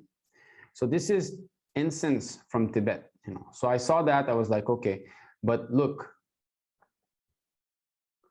the Lord is there. So when I saw this, I'm in the house of a communist member in the central of China, and Krishna is here. How can he not be real? How can he not exist? This cannot be chance. I'm sorry, I won't accept this as chance. How is it possible? So this realization of the Supreme Lord, that yes, he's there, you know, more and more, that yes, he's in the heart. Of course, we're not, you know, we're maybe not Brahman realized or Paramatma realized, but there should be some advancement on that path. That Brahman, what is Brahman? The Supreme Consciousness is everywhere. Everything is conscious. You know, not that everything is conscious, computer is conscious, but Krishna's consciousness is there. His consciousness is all pervading. That means what? That means he's conscious of us now. He's conscious of what I'm doing. So although we might not be fully there, these things should start to come in doses. Because spiritual advancement happens gradually. We will not be able, I mean, to say, at least I wouldn't be able to take it all of a sudden. I know that. I would probably flip out and because, you know, it's scary. After all, it's a bit scary, you know, to know that we're spiritual beings. We are not part of this world. You know, we have another identity, and there's a Lord that we have to serve eternally. These things, when we start to get closer to it more and more, at one point it starts to be scary. And I don't know about you. I mean, I'm just speaking what I say. And actually, there's one place that Prabhupada speaks of that when he translates that verse, you know, Adal Sraddha Tata Sadhu Sangha in Bhagavad Gita. Which purport is that? 410 or 410 only, bro. 410. Yeah. So you see, in 410, Prabhupada kind of gives a small glimpse, and I sort of I could not see it very clearly somewhere else in Prabhupada's books, except basically the fact that Mayavad, you know, we're afraid of a personal spiritual existence, you know. Okay, so you see this. Okay, who wants to be reading this? In the beginning, one. Yeah, In the beginning, one. Okay, Prabhuji. In the beginning, one must have a preliminary desire for self-realization. This will bring one to the stage of trying to associate with persons who are spiritually elevated. In the next stage, one becomes initiated by an elevated spiritual master. And under his instruction, the neophyte devotee begins the process of devotional service. By execution of devotional service under the guidance of the spiritual master, one becomes free from all material attachment, attains steadiness in self-realization, and acquires a taste for hearing about the absolute personality of Godhead Sri Krishna. This state leads one further forward to attachment for Krishna consciousness, which is matured in bhava, or the preliminary stage of transcendental love of God. Real love for God is called prema, the highest perfectional stage of life. In the prema stage, there is constant engagement in the transcendental loving service of the Lord. So by the slow process of devotional service, Under the guidance of the bona fide spiritual master, one can attain the highest stage, being freed from all material attachment, from the fearfulness of one's individual spiritual personality, and from the frustrations that result in void philosophy. Then one can ultimately attain to the abode of the Supreme Lord. So yes, so that's it. You see, so under the guidance, one can attain the highest stage, being freed from all material attachment. Okay, so we don't have any more material desire. From the fearfulness of one's individual spirituality and from the frustration that result in void philosophy. So nirvishesha shunyavadi. These are the two things that Srila Prabhupada put. But here, the way he puts it is more graspable, that actually we still, at least myself, I still have a conception of impersonal spiritual existence, you know, and that brings fear to being an individual spiritual personality, to be a person, because who are we? We're not these material body, then who are we? It kind of leaves a vacuum, and that is scary in some way, you know, that who is it that we are after all? If this body is not myself, then who am I? And then what's my relationship? All of this is a lot to take in. That's, and plus when we read the descriptions of those devotees that are on that platform, what they're experiencing, you know, the symptoms of bhava, this is not some easy, I mean, this is not some lightweight things, you know, and how the prema, you know, how the the devotees on the highest platform, they conduct themselves, and all the descriptions of those ecstasy that are there in Shastra, that is a very intense, I mean, of course, I don't know what it is, but it is definitely an intense experience. It is definitely an intense existence. Now, definitely it is all bliss, but it's very intense. Nonetheless, we can see those descriptions, right? So our day-to-day life is kind of very, very low in consciousness compared to what they are experiencing. So we're not used to, it's just like you take, let's say, a fly, and all of a sudden you gave him the intelligence, you know, the sharpness, the consciousness of a human being. It will flip out because all of a sudden it's exposed to a world and information that is completely beyond what she's ever experienced, you know. So there would be, so that's why the process of evolution is a process of evolution of consciousness, and it's happening gradually from, you know, aquatics, and then, you know, plants and insects, reptiles. In this way, it's expanding slowly. So similarly, why there are three classes of devotees, right? Why there's conditioned devotional service in the mode of, three in the mode of ignorance, three in the mode of passion, three in the mode of goodness. So Krishna is bringing us to him directly. He's preparing us for this. He cannot give it to us right away. We won't be able to, that's why, you know, complete surrender, Atma Nivedanam, it's at the end. It's not Shravanam Atma Nivedanam. No, there's different, you know, it expands like this. So, yeah, so that's touching on the fact of, you know, being fearful. Again, it's related to the subject today because, you know, burning away the material body, that means we'll develop a spiritual body. But what does that mean, having a spiritual body? You know, we're only at the moment seeing some example of pure devotee who have got spiritual body. In the Madhurya Kadambini, written by Srila Vishwanath Chakravarti Thakur, he describes this verse that we've just read, all those steps, and he describes that. And when you come to the stage of bhava, when you start to read this, whoa, it's heavy, you know. The descriptions, I mean, he at one point he says that the family member will become like such a heavy burden, in the sense that they're not talking about Krishna, you know, you'll become completely mad. And after that, it describes how the senses of the pure devotee all become independently enlivened. They become conscious in themselves, you know. And then it describes how the Lord first reveals himself to one of the senses of the devotee, and the experience is so intense that the devotee swoons. He faints. And then he wakes up, he awakens again, and the Lord manifests himself to a different senses this time. And all the senses of the devotee acquire the quality of that sense. In other words, the sense of touch will see the Lord, the sense of smell will see the Lord, the sense, and then again, the experience is so intense that the devotee swoons again. And then he wakes up, and again, a third sense. And in this way, it rises all the way to the sense of touch, but that sense of touch is only revealed to those who are in Madhurya Rasa with the Lord.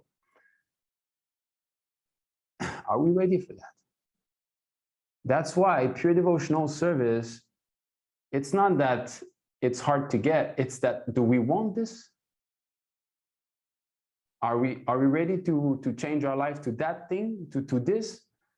I'm not saying it's something bad. Definitely it's not. This is the only way to go. Material life is impossible. But are we ready for that? It has to be progressively done, So, and under the guidance of a bona fide spiritual master, someone who can guide us through these things. So, but at the moment, we're in kindergarten, definitely. And we are taking baby steps, but still we can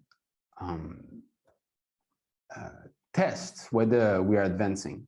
And that is that are we developing devotion to the Lord? Are we developing those spiritual feelings? Or are we simply doing everything mechanically? Oh, I need to be puja, ding, ding, ding, ding, ding, ding, ding, ding. Is it like this? Or are we actually developing spiritual feelings that we are feeling the Lord, with devotion? Are we doing our devotional activities with an evasive mood? That, come on, finish. Are we thinking that these devotional activities are kinds of breaks in our sense gratification? That I have to finish this fast so I can go lie down and look at YouTube again? Or are we actually very conscious of what we're doing? That we're trying to please the Lord? Are we trying to get closer to Him? So this is that. And then that is the, what is it that we were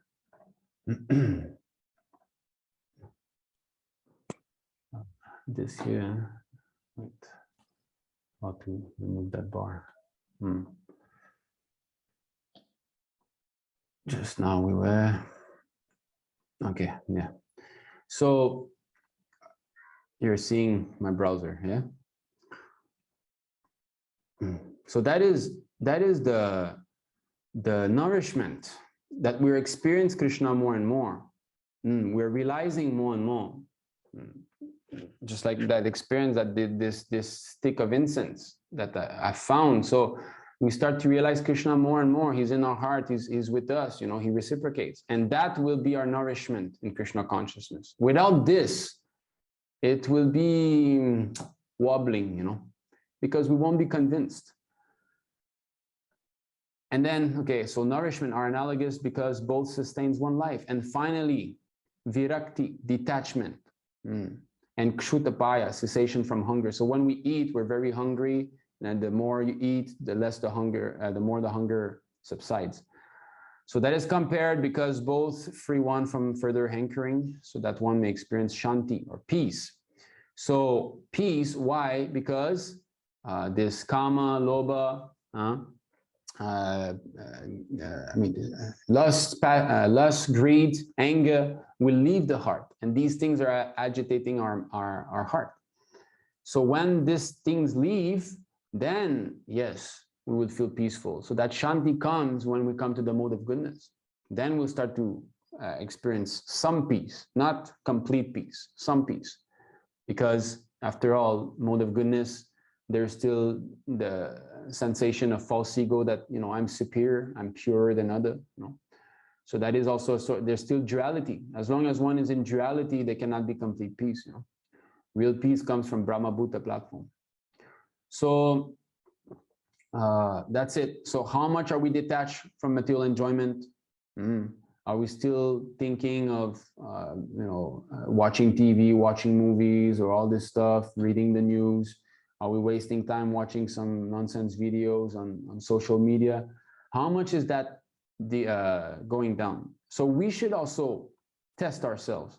Not that we just say that others are wrong, but no, even within our ISKM movement, even though we've got the pinnacle of association at the moment, the best movement on the planet, still, we have to double check ourselves.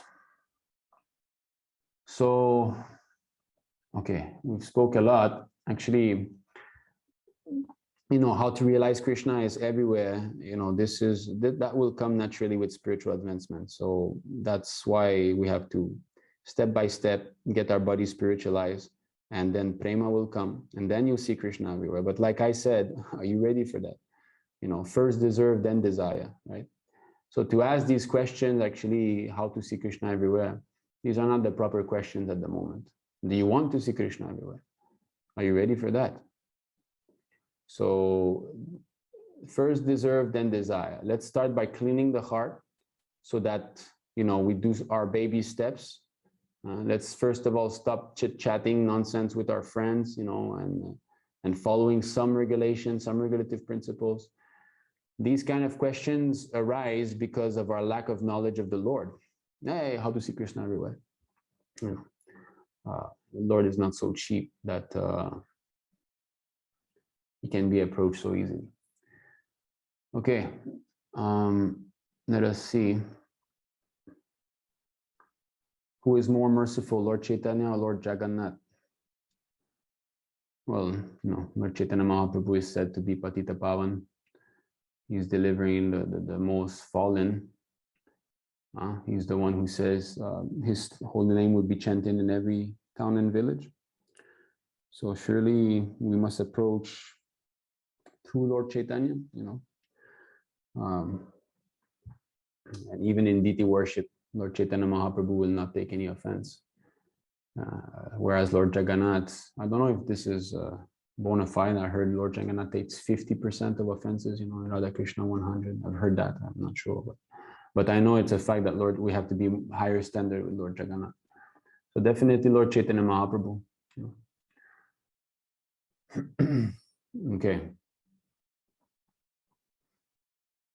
Yes, so a verse quoted by Subala Prabhu here about Brahmanas having all the spot-on qualities but not bhakti.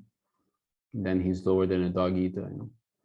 So actually, I finished recently His Grace Tadavid Das Brahmachari's series on Harinam Chintamani. It took me a while. He did 17 episodes. All glories to him. He went through the whole book. And at the end, there was one chapter added by Srila Bhaktisiddhanta Saraswati Thakur. So very, very instructive. It was very long, but I did it each meals when I was honoring Prasadam. I would listen a little bit. So in that Harinam Chintamani, at one point, Srila Bhakti, of course, it's Bhaktivinoda Thakur who wrote, but it's Haridas Thakur who's speaking. So he speaks about this, the difference between a devotee who has got a lower body and a higher body. He says that all these qualities that are supposed to manifest in the body of the devotees, they won't manifest as much in a devotee that has a lower birth. Cleanliness and all. And these things I'm starting to realize more recently. Because, here the Matajis, they are very nice devotees, but they have so much impediments in their spiritual life. They are born in this country. I don't need to say too much about that. I'm sure you know. The type of body, a Chinese body, it is considered the lower form of birth. Of course, again, I don't want to be degrading the Matajis at all. This is actually glorifying them because they're still standing despite all this. There are women. It is harder for women to practice Krishna consciousness, especially when you're not married. None of them are. Labanga Mataji is divorced, but Haribada Mataji and Hamsika, they're. So they've been grown up in this so-called culture. They started Krishna consciousness later on. I mean, so many things, They didn't have much association. There's no Prabhu practically in China. 80% are women. So much impediments is there. So I started to be full-time again a year ago. about a year ago, and I can see that my consciousness has changed again with the kind blessing of His Grace Sunagopal Prabhu, who has instructed me not to see the faults in them. I was focusing on that, and actually, this fault finding in the devotees, it's really based on our own false ego. You see how, I'm serving here in this temple. These devotees are lower. I'm caught up in this situation. How can I be caught up in this situation? Me, right? How can me be in this situation where I've got, only children and women? Okay, now I'm speaking through my false ego, letting you know what I was hearing in the mind. How can I be stuck here? Only women and children, just this small temple, small deities, and in a city. How can I be stuck in such a situation? So it's based on false ego, that how can I be in a degraded situation like this, that I'm not in a big temple, big deities, big sankirtan happening, big this. It's all boasting ourselves. So we try to bring others down to make ourselves feel higher. That's the thing. Finding fault in devotees, actually finding fault in anyone, but especially in devotees. When we find faults in them, is actually we try to raise ourselves. When you bring someone down, what is it? I'm coming up and you come down. So, but that's not mercy. Mercy means we have to be patient with other devotees. We have to, strictness. Nagopal Prabhu said that strictness is on oneself and mercy is for others. Not that I'll be strict with other and I'll be merciful with myself. Yeah, you're a big pandit, you're a big, first class A1 Brahmana, but others are, yeah, come on, you do this, you do that, you do that. So recently, the Lord has made arrangement to put me in a situation where I'm forced to become more humble or more tolerant, because I know that it won't change. I cannot change them, so I have to be slowly trying to help them in whatever they can do. Praise that. And Prabhupada was really, perfect example of this, to always bring out the quality in someone. Whereas we see through the letters, right? Letters and conversation, we can see how devotees would bring down someone. And Prabhupada, no, he has done this. No, he has done that. No, he does nicely. No, this. No, always encouraging. Because after all, the devotee has surrendered. He has accepted that Krishna is the Supreme Lord. So it's just a matter of time. These bad tendencies will go away. So meanwhile, you think Prabhupada didn't have to tolerate going to the country of the mlechas, where we don't even know how to be clean? At least in India, you know that you have to use water to go to the bathroom. The Westerners, they don't even know this. Of course, my father taught me when I was young, but most, they don't know that. So how much he had to tolerate all those mlecha habits? Not even spiritually speaking, materially, his material situation, Prabhupada, such an exalted family, very pious Vaishyas, and gentlemen, businessmen, all of this, so nice, such a high class man comes to the West and sees those hippies, who could have been so merciful upon hippies but him? Hippies, are degraded. I've seen so many, they're still existent under different names now, but they're still there. Prabhupada says they're actually Varna Sankara. These are unwanted children. They have different, they call them hippies and so on.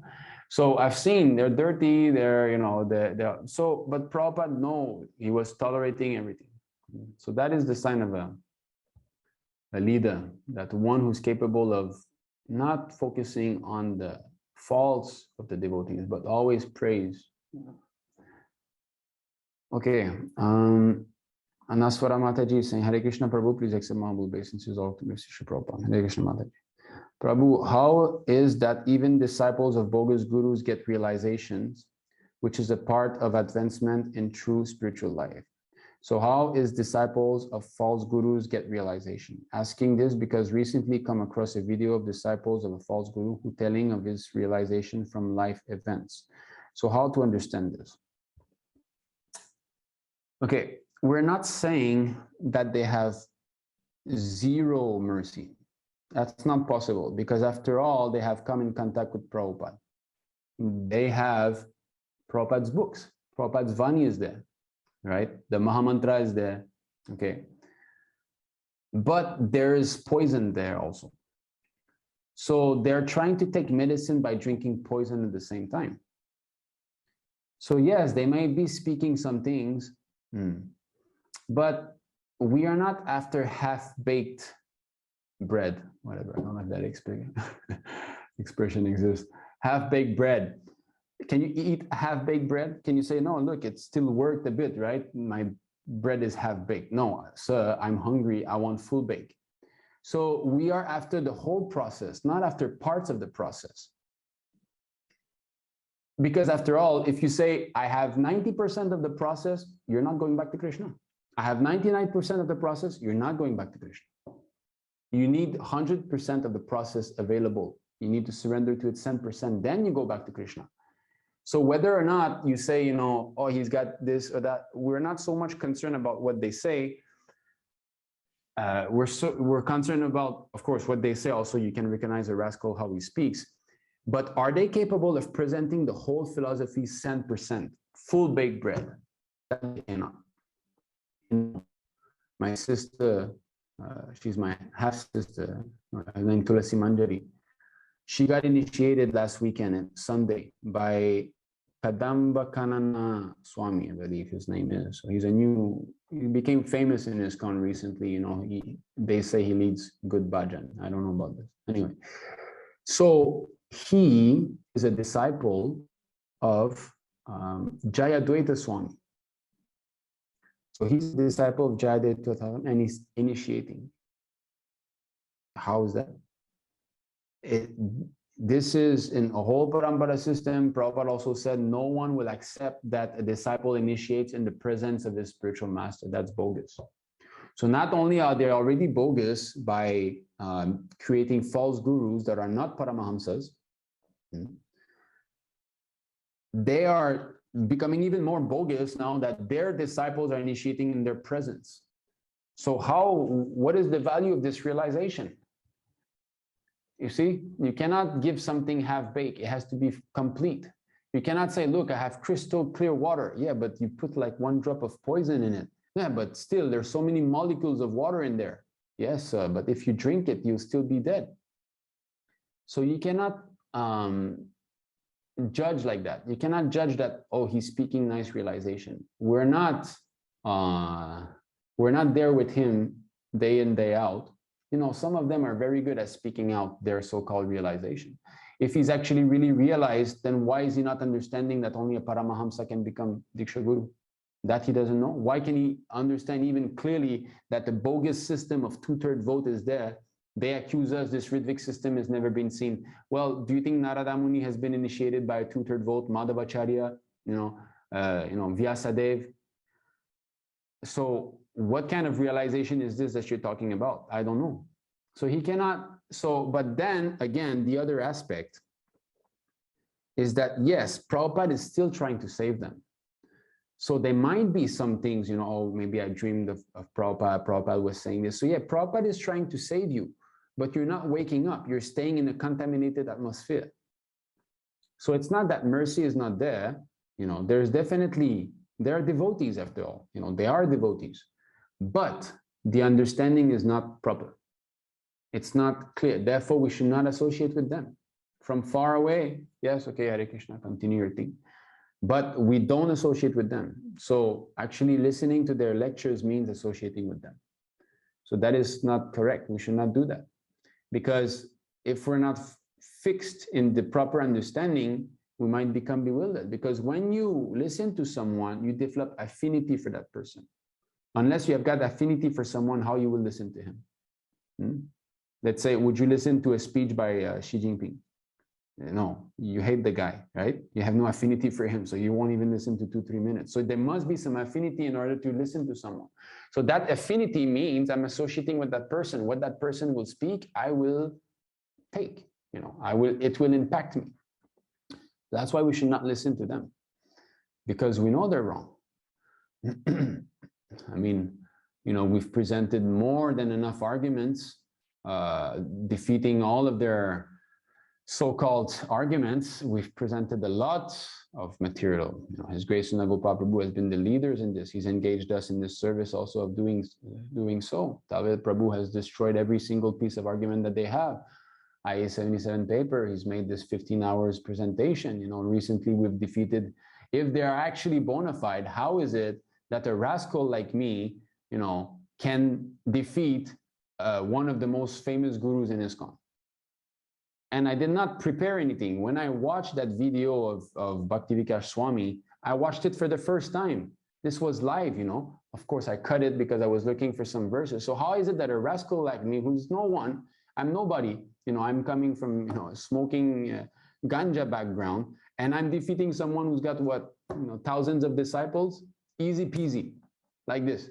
I'm not boasting myself. I'm objectively analyzing. Here's a devotee who is a guru in one of the biggest institutions in the world, who's got thousands of disciples, and who needs his PDF changing, because blah, blah, blah. He's reading like this, and some neophyte devotee who comes up and he's defeating him very easily. How is that happening? So the way I see it, Mataji, in ISKCON, I often see that the newcomers in ISKCON, they are often more advanced spiritually than those gurus and those who have been in ISKCON for a long time. Why? Because the offenses are not so much, they are fresh, they're coming in through Prabhupada, by reading Prabhupada books, right? They've got enthusiasm and all, but slowly they sink within the offenses. So I have my great reservation. If he's giving a class, that means he must have been in ISKCON for some time, that they allow him to give classes, right? So he must have seen, he must have heard. He's probably contaminated, so I highly doubt that he has any realization. 100%, unless one, we've read it, unless one carries the Supreme Personality of, unless one is initiated by a spiritual master who always carries the Supreme Personality of Godhead within his heart, one cannot gain, carry the Supreme Personality of Godhead within one's heart. So there's no 99% of the process, it's 10%, that's all. Okay, Divya Shivaram Mataji, Hare Krishna Prabhuji, from a respectful obeisance to all grace Srila Prabhupada, all grace Srila Prabhupada. Govinda Devi Dasi Mataji has quoted in her book that Srila Prabhupada often said, from the children of your children, pure devotees will be coming out. Reinforcements are on the way. Why did Srila Prabhupada said this statement often, Prabhuji? Is there any description as per scriptures for this statement? Yes, I also heard that Prabhupada said that. I do not know where or when exactly, but it is a fact. Children of devotees are not ordinary souls. Prabhupada called them Vaikuntha children. Prabhupada opened the floodgate, We are at the brink of the movement. It just started. What we're seeing now is not even a little bud of what's to come. Chaitanya Mahaprabhu said, every town and village, there'll be some devotees. And I read a quote from Prabhupada. This blew my mind. I don't know if I think I haven't saved that. He said that means there will be a Radha Krishna temple in every town. That means there would be at least 5 to 10 brahmanas there. Can you imagine this? Every single town, even China. So what we're seeing is nothing, we are my father used to use a word in French, défricheur. I don't know how you say that in English. Défricheur means those who go first, the land is wild land, and you come in and you have to remove the trees, you have to remove the weeds, you have to remove this and that, That's the toughest job. And later on, those who come later on, it's kind of easier, and they will be planting the seed in this. Another example, just like those colonists, those who came first in North America, at the beginning, they came on boats, right? So they had no house, they had nothing. Their house was the boat. So they had to start cutting down trees. They had to start making roads, building houses. How hard it must have been. And if you would show them now a picture from satellite imagery of Canada and America, you think they would believe that? How it would become later on, it was only forests everywhere. So what we're seeing is definitely, and if you want a statement from the scripture, what I can remember, of course, there's, those who take birth, Bhagavad Gita in the 6th chapter, right? Those who are advanced will take birth in the family of transcendentalists who are very advanced in wisdom. So Srila Prabhupada in the purport, he said, ourselves and our spiritual master had such a birth. So he's speaking of, being born in a family of pure devotees. So that is there. But there's another one. Now, I might require someone's help here. It's in the 1st canto concerning Maharaj Parikshit. Maharaj Parikshit was, a devotee from birth. And I think it's near the verses where it says that he was playing with dolls, right? He was playing with dolls of Lord Krishna. I believe it's in the 1st chapter. The 1st canto. So then in one purport, Srila Prabhupada said, there are 2 things very congenial for becoming a pure devotee. And one is to get the mercy of a pure devotee, and one is to be born a devotee. So he mentions that, Now, of course, we should not become all despondent. Oh no, I'm not born in a family of devotee or this. It's not like that. Anything can happen. We see, Prahlad Maharaj was born in a demonic family and so on. But he does mentions that. So I don't know if any of you can find this. It's in the purport, born. Maybe if you, where is it that we hear of the life birth of Emperor Parikshit, chapter 12, I guess, maybe. Let's go see his 112. And then what is it? Puppets? No, not puppets, dolls. That would be hard to find. Let me see if I can see in prabhupadabooks.com, because the whole chapter would be shown. I can just search by keyword. The 112, birth of Emperor Parikshit. Okay, then let's see, birth. Okay, there's a lot. Born, devotee born in that womb, which is born. But born at an auspicious moment. Child born as a first man was born in family of Gautama. Child was born as twins. Newly born child. Okay, just give me. It's in the 241 purport. Oh, 241. Oh, yeah. So I was far. 241. Okay. All right, let's just read the whole.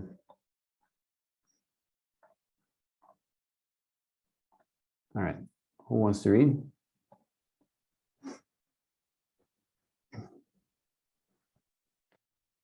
I'll read, bro. In a meeting of learned men, when there are... You can read the translation, bro. On hearing Sutta Goswami speak thus, Saunaka Muni, who was the elderly, learned leader of all the rishis engaged in that prolonged sacrificial ceremony, congratulated Sutta Goswami by addressing him as follows. Purport. In a meeting of learned men, when there are congratulations or addresses for the speaker, the qualifications of the congratulator should be as follows. He must be the leader of the house and an elderly man. He must be vastly learned also. Sri Saunaka Rishi had all these qualifications, and thus he stood up to congratulate Sri Sutta Goswami when he expressed his desire to present Srimad Bhagavatam exactly as he heard it from Shukadeva Goswami. Sorry, Subala Prabhu, are you sure this is this? I don't see where exactly. It's 241, Canto 2. Oh, 2. Oh. Yeah. Sorry.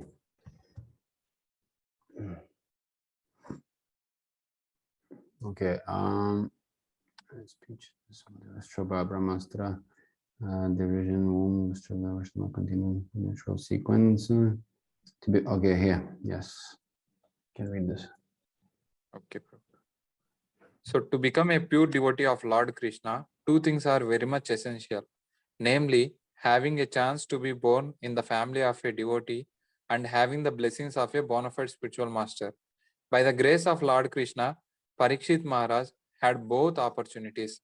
He was born in a family of such devotees as the Pandavas And just to continue the dynasty of the Pandavas and show them special favor, the Lord specially saved Maharaj Parikshit, who later on, by the arrangement of the Lord, was cursed by the boy of a Brahmana and was able to get the association of such a spiritual master as Sukadeva Goswami.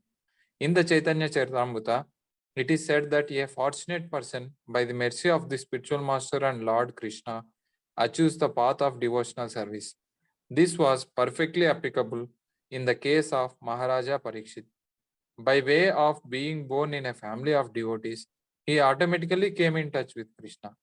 And after being so contacted, he constantly remembered him. Consequently, Lord Krishna gave the king a further chance for development in devotional service by introducing him to Sukadeva Goswami, a stalwart devotee of the Lord with perfect knowledge in self-realization. And by hearing from a bona fide spiritual master, he was perfectly able to concentrate his chaste mind further upon Lord Krishna as a matter of course. So to become a pure devotee of Lord Krishna, two things are very much essential, namely having a chance to be born in a family of devotee and having the blessings of a bona fide spiritual master. So when I read that, I asked His Grace Nagopal Prabhu that, whoa, does that mean that, we're not going to make it? Well, he said, well, we have the mercy of the spiritual master, and that encompasses everything, So we have a chance. It's not that we don't have a chance. Prabhupada said many times, but, Prabhupada does use the word essential here. That means it plays a big weight. And I can see it, the devotees of children, we see it now in our ISKM. So many child are born and they're definitely different. They have not been contaminated like we have. We went to this nonsense school and we had bad association, and to get deprogrammed from all these and these bad habits, it's hard, it's not, but them, it's just natural. They naturally like to do devotional activities, just like you see Tarangini, it's her life. She's born devotee. She knows nothing else, Jagannath is there, Radha Krishna is there every day. So just like today, I was with my son, we did the evening arti before coming here. So naturally, so he always does pujari, every morning now he worships his small Nitai because he was playing Lego in the temple room and that was creating disturbance. So I gave him some small Nitai Diti, a bit like let him play with toys, and of course I'm telling him a bit, put the tilak, do a chaman before. So a little principle is there.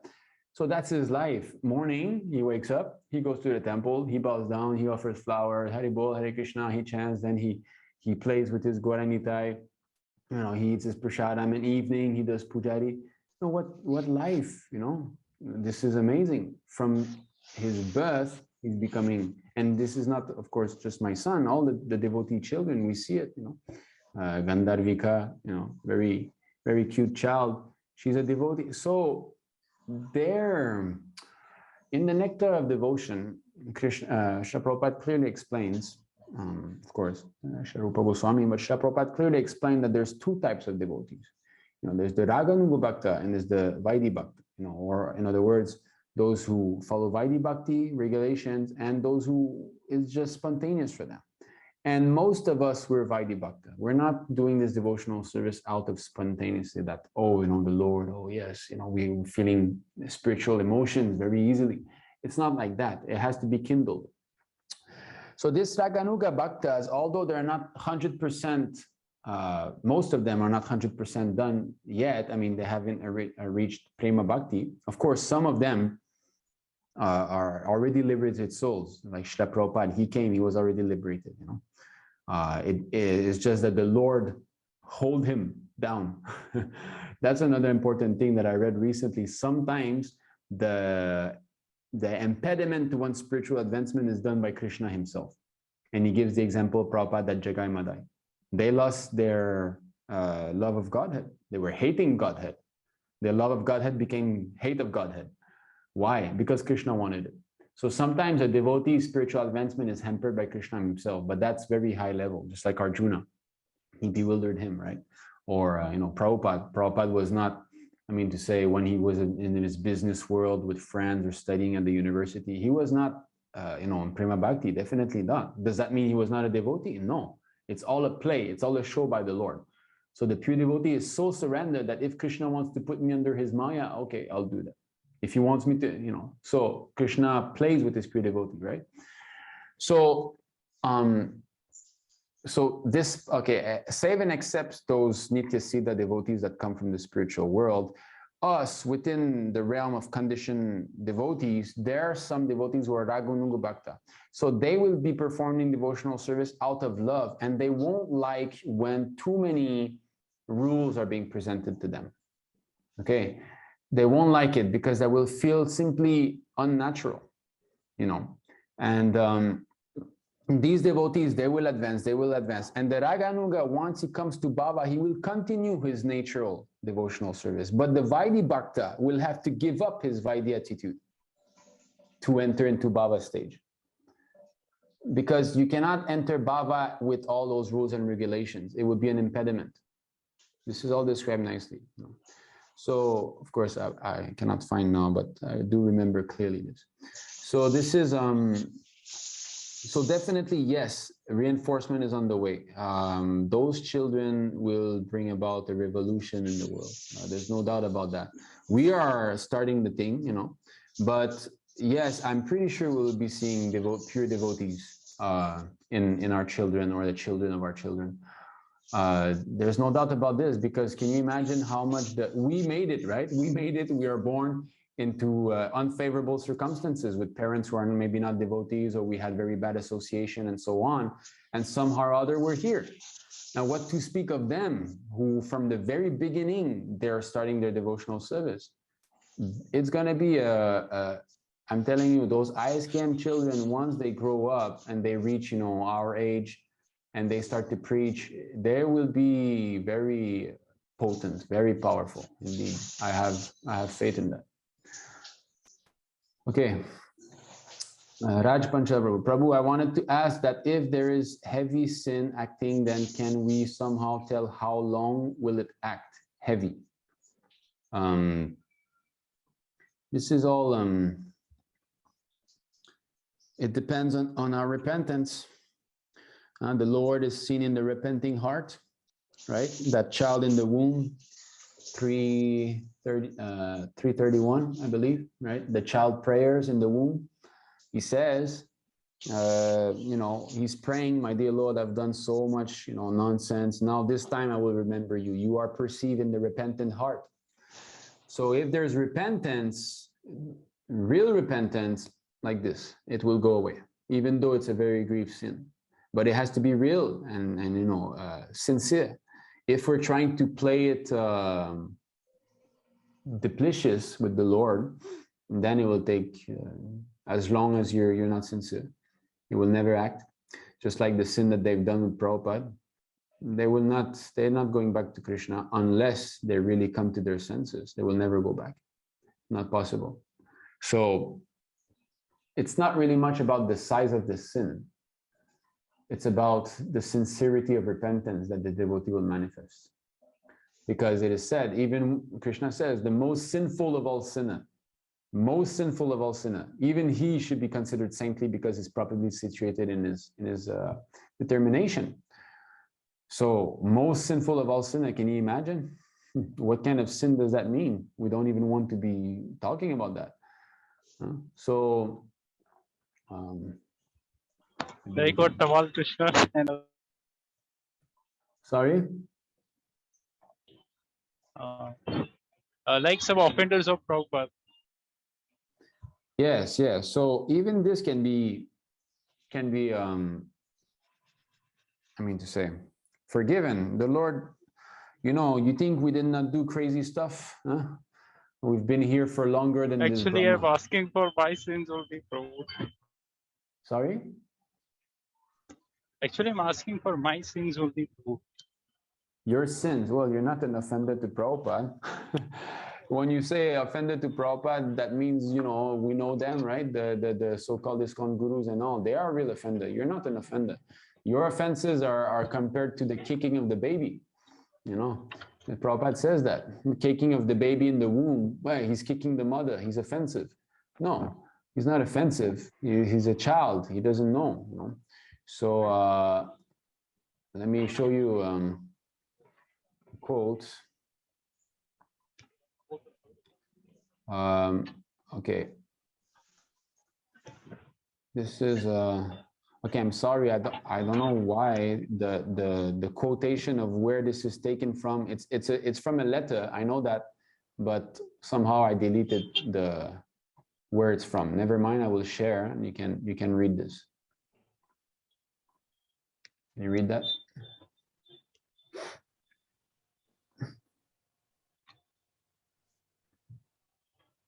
Haribol. Who asked the question? You can read. I can read. Oh, come on. Yes, sure. Yes. Yes. Progress of devotional service becomes choked up when there is gross offense to the spiritual master. So far I'm concerned, you have no offense. You're carrying my order so faithfully in so far distant place. So you always have my blessings and Lord Chaitanya's blessings. Do not think otherwise. Even if you think you have committed offenses, it is the kicking of a small child, which is taken pleasingly by the parent. So don't worry about it. Krishna will give you all protection. I'm so pleased upon you that on my order you have gone to distant places and faithfully served the cause. I thank you for this attempt. So the more we surrender to Prabhupada, the more these offenses will not even be cared for.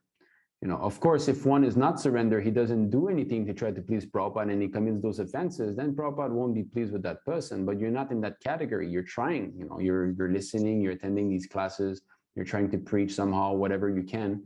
So you're sincere.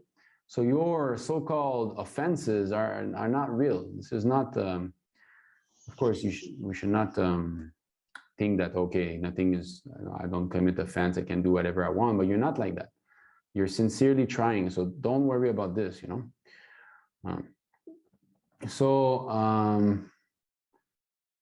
Okay, can you read this?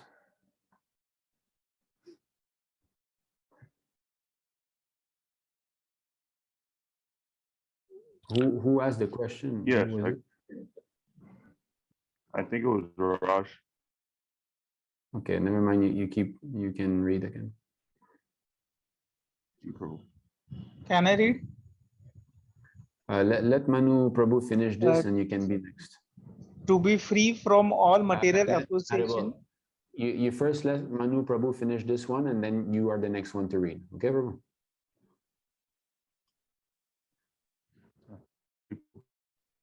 Free from all material association means to cease completely from committing any further sins. To meditate upon the lotus feet of the Lord means to become free from the effects of all previous sins. The conditions of the material world are so made that one has to commit sins willingly or unwillingly. And the best example is Maharaj Parikshit himself, who was a recognized sinless pious king.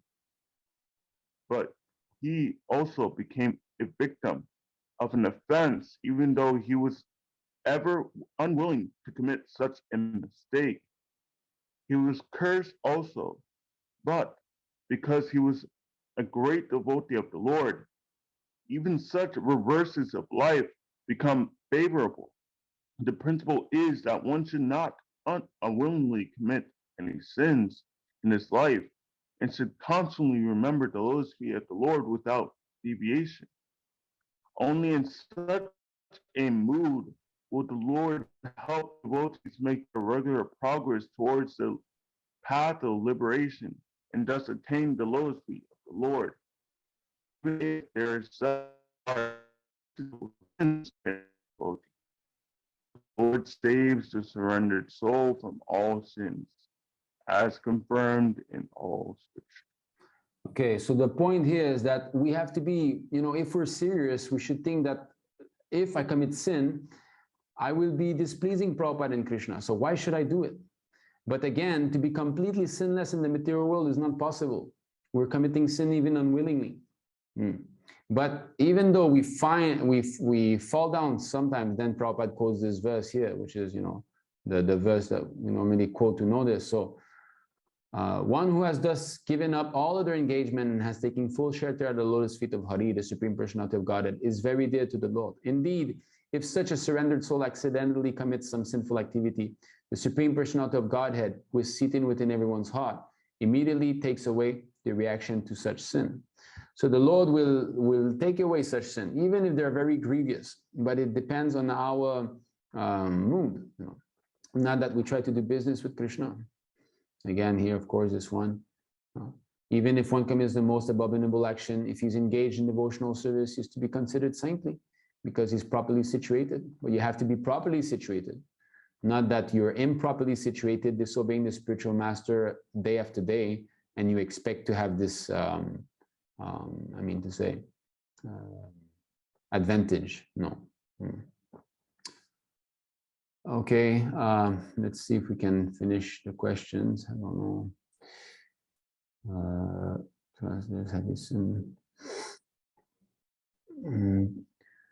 Okay, here, Virendra. Do some devotee like Srila Prabhupada directly descend from Goloka and go back after establishing their work on earth? So Prabhupada said, yes, Krishna sent him here. So there are devotees who come from the spiritual realm, spiritual planet. They come here, but they don't go back until they have brought with them all their disciples. There was a question like that in a conversation. They asked Prabhupada, is it true that the spiritual master remains in the material universe, material world, as long as his disciples are not back? Prabhupada said, yes, this is the rule. And therefore one should be careful not to commit any sin. Otherwise, the spiritual master will have to reincarnate again to save that rascal disciple. So Prabhupada will not go back until we rascals also go back with him. Okay, Subala Prabhu. Once I asked His Grace Nagopal Prabhu about this, like what relationship you would like to have with Krishna in the spiritual world, he replied that he is too fallen to think about that.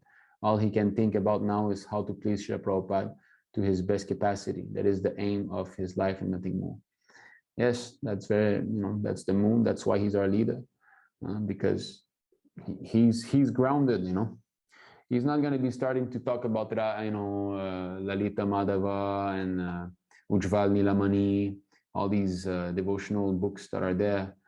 These are the rascal sahajas, like Gaudiya Math. They speak about these scriptures even though they don't follow the 4 regulative principles. First of all, let's realize we're not the body, let's go slowly. So he's grounded. He's not going to try to speak some pastimes as if he's there. So to think like that, to ask, would you like to be in the spiritual, it's not good. Of course, I'm sure you asked that a long time ago. So that's not good, because this is taking things cheaply, I remember one time I asked one devotee, who are you more attached to, Krishna or Chaitanya Mahaprabhu? I was brand new. I had not taken initiation. So now that I think back of this, yeah, that was boastful. I just didn't know what to say, and I just said something. So that's not good. We should not take this spiritual life cheaply. We're speaking just now the emotions that those devotees will have. The fear of even knowing who we are. Are we freed from that impersonal? That fear, because we have still an impersonal understanding of spiritual life. Okay, Shailesh Kumar. Hare Krishna Prabhuji, Dhamma Pranam. I'm practicing Krishna consciousness since last 1 year. How to make devotee my wife? She is helping me Krishna consciousness practice, but she has not yet become devotee. Please guide yours. Okay, so where are you joining from? In which group did you receive this invitation? So what you should do is exactly what you're doing now. Continue associating with devotees, continue listening to the devotees, okay? You should find out also where you are, you should find out if there are any centers, ISKM centers near you, Of course, we don't have so many at the time, but if you're in India, there might be one near you. So try contacting one of our devotees, whoever you came through, okay? If it was, I mean, through a message online on Facebook or whatever, contact that devotee where you have seen that post. You try to get in touch. Where are you? Maybe you can write it down here, you know, write where you are, and some devotee here maybe can get in touch with you. So continue listening to lectures like this, continue chanting Hare Krishna, continue reading Srila Prabhupada books. At the moment, don't care too much making your wife a devotee. You care about making yourself a devotee. And because your wife is attached to you, while she sees you change, that will automatically affect her. You don't have to do separate endeavor. Because at the moment, you are not strong so much in your faith, that needs to be increased. When we study Krishna consciousness, our conviction of the philosophy is not grounded yet. So you become convinced first. And by your conviction, your wife will automatically follow you because she's attached to you. So by your spiritual advancement, naturally your wife will follow, you know. And that's there. Maybe we can just show one verse and then we will continue. So she will benefit. Sorry.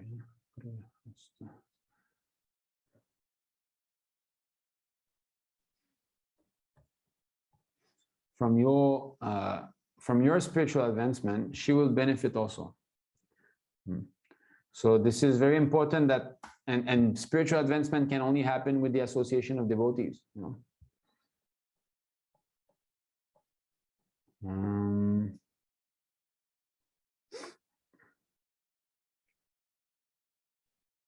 Continue. Just one moment. Okay. So can you read this, Mr. Who has this? Yeah, Shailesh, Mr. Shailesh, can you read this? Yes, Prabhuji. The relationship between husband and wife is firmly established when the life is faithful and translation the husband... first. Please read the translation first. Thank you. Between the husband and wife, one person is sufficient to execute this devotional service. Because of their good relationship, both of them will enjoy the result.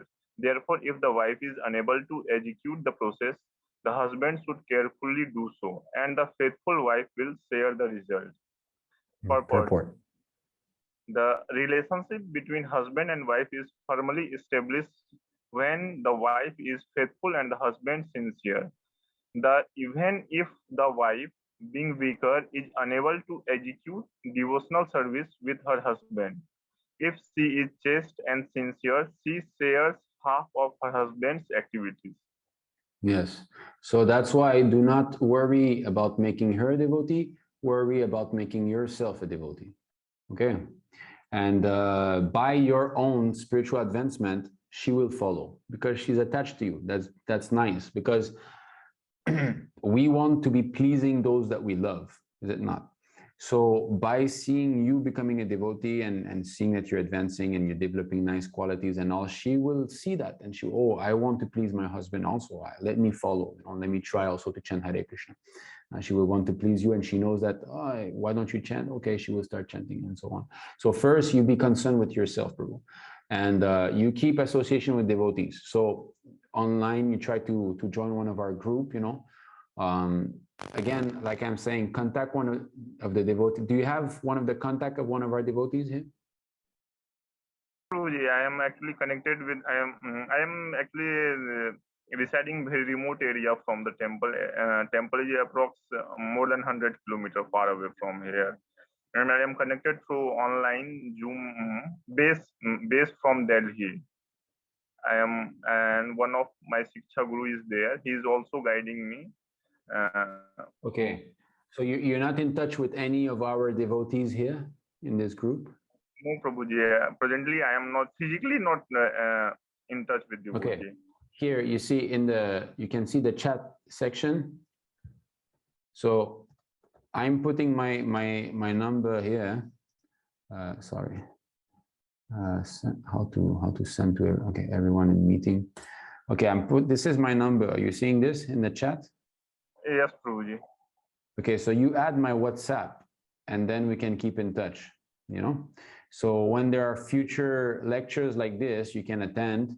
There are many speakers more qualified than me that will speak also. You can also come and attend their lectures. So in this way, if you hear, it's important to hear from bona fide devotees, you will sharpen your understanding of the philosophy. So you keep associating in this way, you keep chanting Hare Krishna, you keep reading Prabhupada's books. And in this way, you will become stronger and your wife will be turned. That's for sure. Thank you. Okay.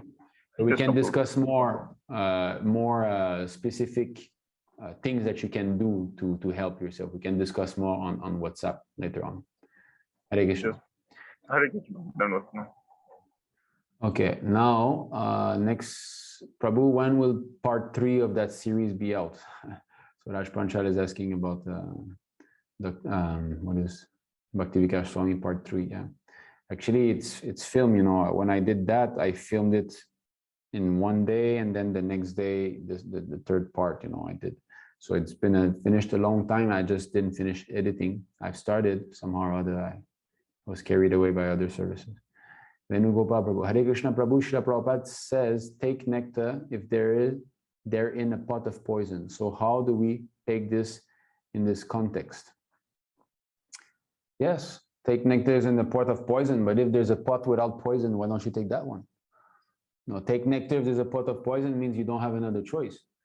So, you see, we are after pure devotional service. We're not after the pot of poison. So within our context, you're in a pure society. Let's say some devotee has got some bad habits or something, but he's saying something in line with Prabhupada. Then yes, you can follow that. But not in a place where it's a pot of poison with some nectar in it. You see what I mean? There's difference between a pot of poison with some nectar and a pot of nectar with some poison. So at the moment, what is happening with the worldwide movement is that so many so-called senior devotees are disobeying Prabhupada. So it's poison is everywhere. So why do you go there to seek nectar? Go where nectar is. So we should take, the goal is to reach 100% Krishna consciousness, not half. If you are under the guidance of devotees who are contaminated, you cannot make genuine spiritual progress. It's not possible. And that is in what? Nectar of Instruction, Mantra 5 in the purport, right? Prabhupada says, you must accept a Mahabhagavata as spiritual master. If you don't do that, okay, yeah, you won't be able to, what is it? He won't be able to provide all the spiritual necessities. What does that mean? That means you're not going back to Krishna. Bluntly put, you know, you're not going back to Krishna because you don't have all the transcendental necessities. What does that mean? Finished. So, so that's it, Prabhu. You know where nectar is, take nectar there. You know, and within that realm, if you see some little, you know, poison, like, oh, that devotee's quality is not so good and so on, or this is going on, doesn't matter. Don't care for this. You take the nectar. Okay, Subala Prabhu has quoted that verse about Maharaj Parikshit, the grandson of the Pandavas, was from his very childhood a great devotee of the Lord. Even while playing with dolls, he used to worship Lord Krishna by imitating the worship of the family deity. Yeah. So all our children should be doing this. In the beginning, I was doubtful, you know, whether I should give small Nitai deity to my son. I was thinking, you know, what to do. He's going to be committing so many offenses and all. But then I remember that story. I do not know if it was Sanatan Goswami or Rupa Goswami who saw the children, right, playing with the Krishna deity. And he said, no, what are you doing? You know, this is the Lord. You should not do that. And then later on in his dream, the Lord came and he said, no, why? I loved the way that they played with me. Please. So remembering that, I thought, okay, you know, at least they're small, it's Gauranitai. And I'm starting already to introduce, he knows how to do a chaman already. He puts the tilak. Of course, he hasn't taken shower in the morning. He doesn't take shower still yet. He takes at night, you know, otherwise my wife would not be able to handle with 2 children. But you know, something is there, and it's better that him playing Legos, right? Because when he comes in the morning, I have to give class. During class, the boga has not been offered yet. So what is he going to do? So normally I used to give him toys. So sometimes with the toys, it's going to create disturbance in the temple room.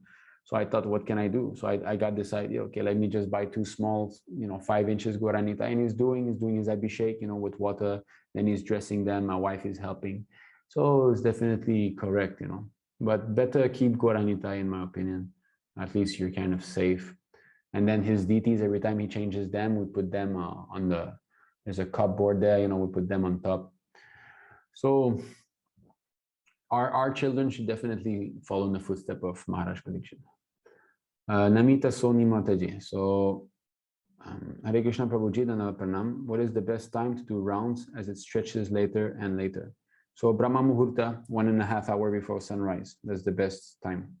Mode of goodness, nobody is up yet. Leave the phone in the room. Don't bring the phone. Wake up as early as you can, at least, and just chant as soon as you wake up, shower, like you brush your teeth, everything, take shower, and then the next thing is chanting on your beat. That should be as natural as getting dressed. There should not be anything else happening after waking up. That is the life of a devotee. As soon as you wake up, you brush your teeth, you take shower, you drink some water, and you start chanting. That is must. If you want to advance spiritually, there's no other option. You must chant. Of course, if really it's impossible, which generally is nothing is impossible, then okay, you've tried to find some other time. But best is early morning. As you have asked, what's the best time? Early morning. Okay. So Manu Prabhu, I may have Krishna Prabhu, I may have misheard you, Prabhu, but when Krishna himself hampers your devotion, what does that mean again? Is that a sign that one is a pure devotee? Also, wouldn't ISKCON gurus use this as an excuse for their offense against Srila Prabhupada? Yeah, they would use anything and everything. I wouldn't be surprised that one of these rascals would one of these bogus guru who are not pure devotee would use such excuse, yes, you see here Prabhupada says that sometimes, I'll show you. It's actually, again, I've given the example that Prabhupada says, where is the interest now? Alone. Just give me 1 second.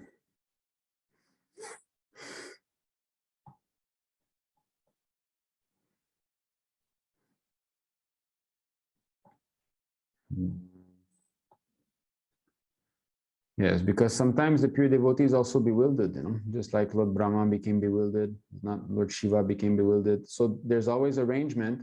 But these are temporary arrangements for the teachings of the conditioned souls, just like Lord Brahma became attracted to his daughter.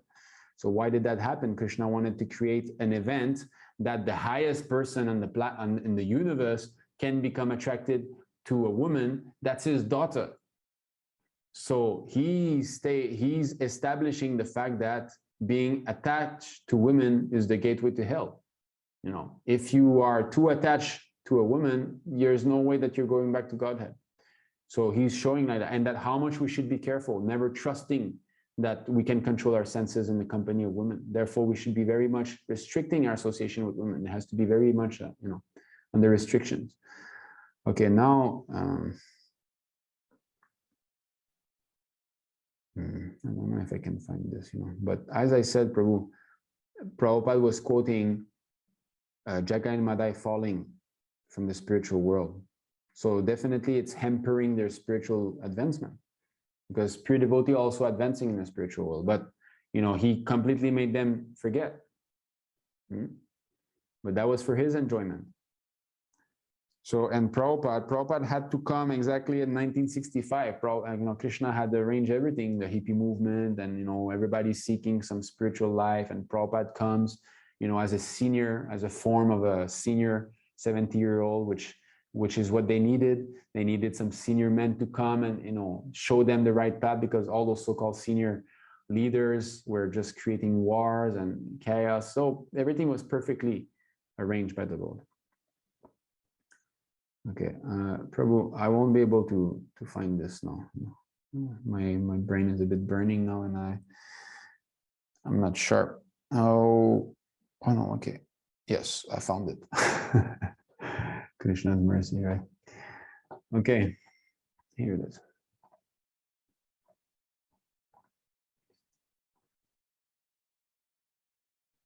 Okay. Can you see my screen? Yes. Yes, I can see your screen, Prabhu. Okay, who would like to read this? Yeah, according to Srila Vishwanath.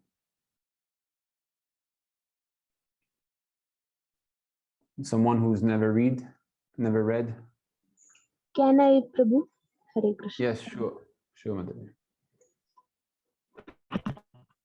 According to Srila Vishwanath Chakravarti Thakura, there are two kinds of impediments to devotional service.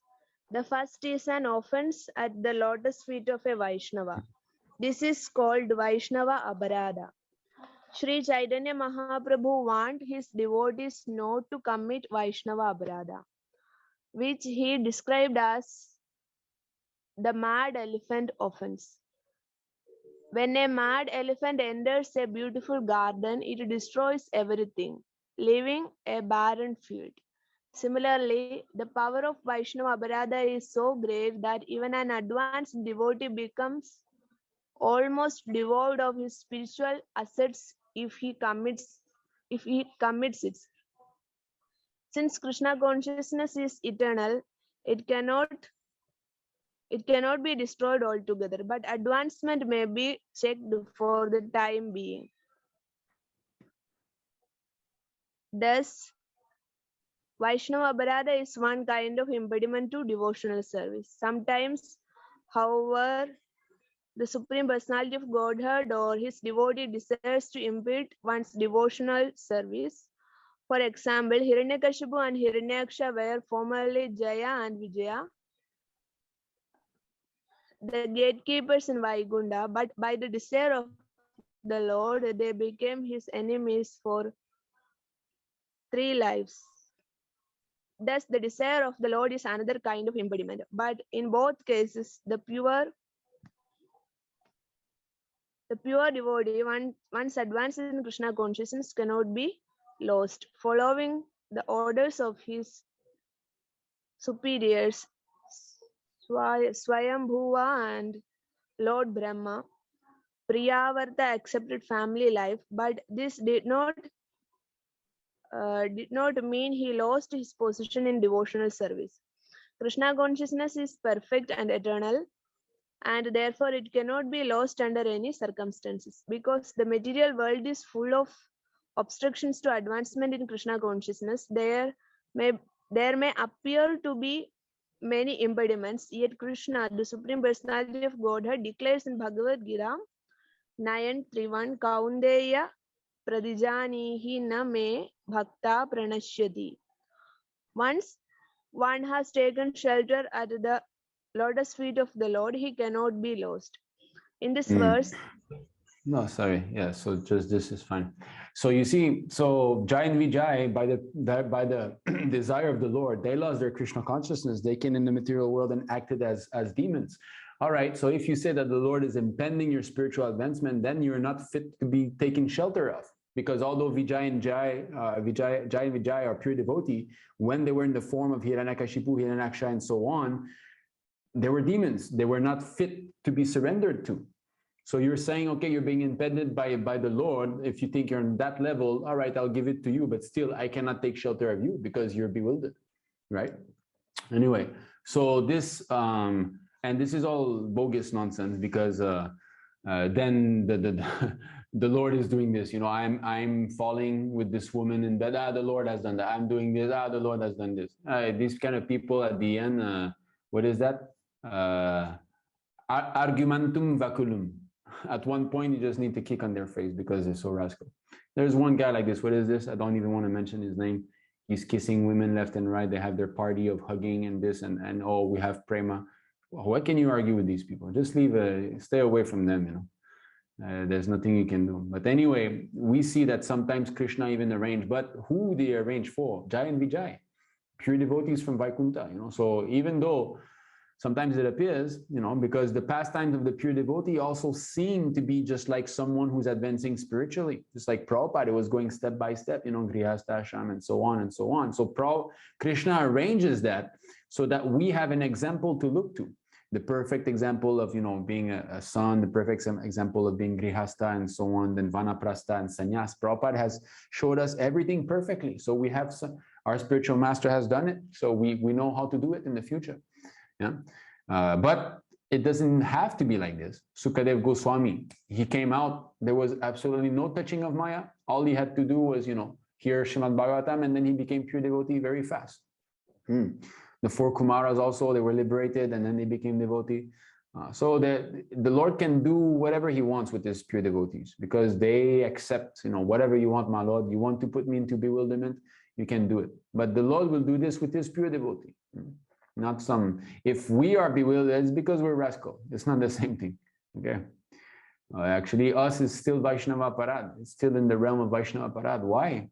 Prabhupada is telling us, you chant Hare Krishna attentively, you don't indulge in sense gratification, we don't. So if we disobey, it's Vaishnava Parad. Because it is said that there's two ways. Vishwanath Chakravarti Thakur says, two kind of a impediment to spiritual advancement, Vaishnava Parad and the other. So we are in the realm of Vaishnava Parad. But there's different degree. Their degree is much higher. At least we're trying to become freed from this Vaishnava Parad. Everything, spiritual advancement basically means liberating oneself from aparad. Because we started with aparad. We left Krishna. And this Adal Shada Tada Sadhu Sangha Bhajana Kriya, it's the whole process of becoming freed from aparad. That's the whole point. We're all aparadis. We're in the material world. We're prisoners, We're trying to get out of this aparad. Okay, how to get Mahabhagavata devotee for guidance? Well, this is a long topic. It's already 10:40. Srila Prabhupada says he's there in his books. There's two forms, Vapu and Vani. Vapu is the physical form and Vani is the instruction. So Vani is still available, and Prabhupada is a Mahabhagata. He has proven by his personal example, by his potency in making tens of thousands of devotees, and the whole Krishna consciousness is based on his, expanding the movement outside of India. So he's a Mahabhagavata, and he's still there in his books. If you read his books sincerely, he will reciprocate with you. You will, and if you're sincerely praying, he will reciprocate. A few days ago, I was praying. This Vandanam is very important also. Not just Shravanam Kirtanam, but we should start to expand. Shravanam Kirtanam are the beginning, but we should start to expand into the other realms of devotional service, other activities. Vandanam, Dasyam, Atmanivedana, all these things. Of course, Atmanivedanam is later, but offering prayers, not just the formal prayers. We chant every day, Samsara Dava. Yes, that's nice. But in times where there is no forceful offering of prayers, we should also be offering prayers. Sometimes if you see the deity, just go there and offer prayers, to Prabhupada like this. So if that will start to spark a bit our spontaneous devotional attitude. So in this way I was praying, I was thinking, of course, Prabhupada has got his instructions laid down in his books. But I was thinking personally, what should I do here in China? What is the next step I should be taking?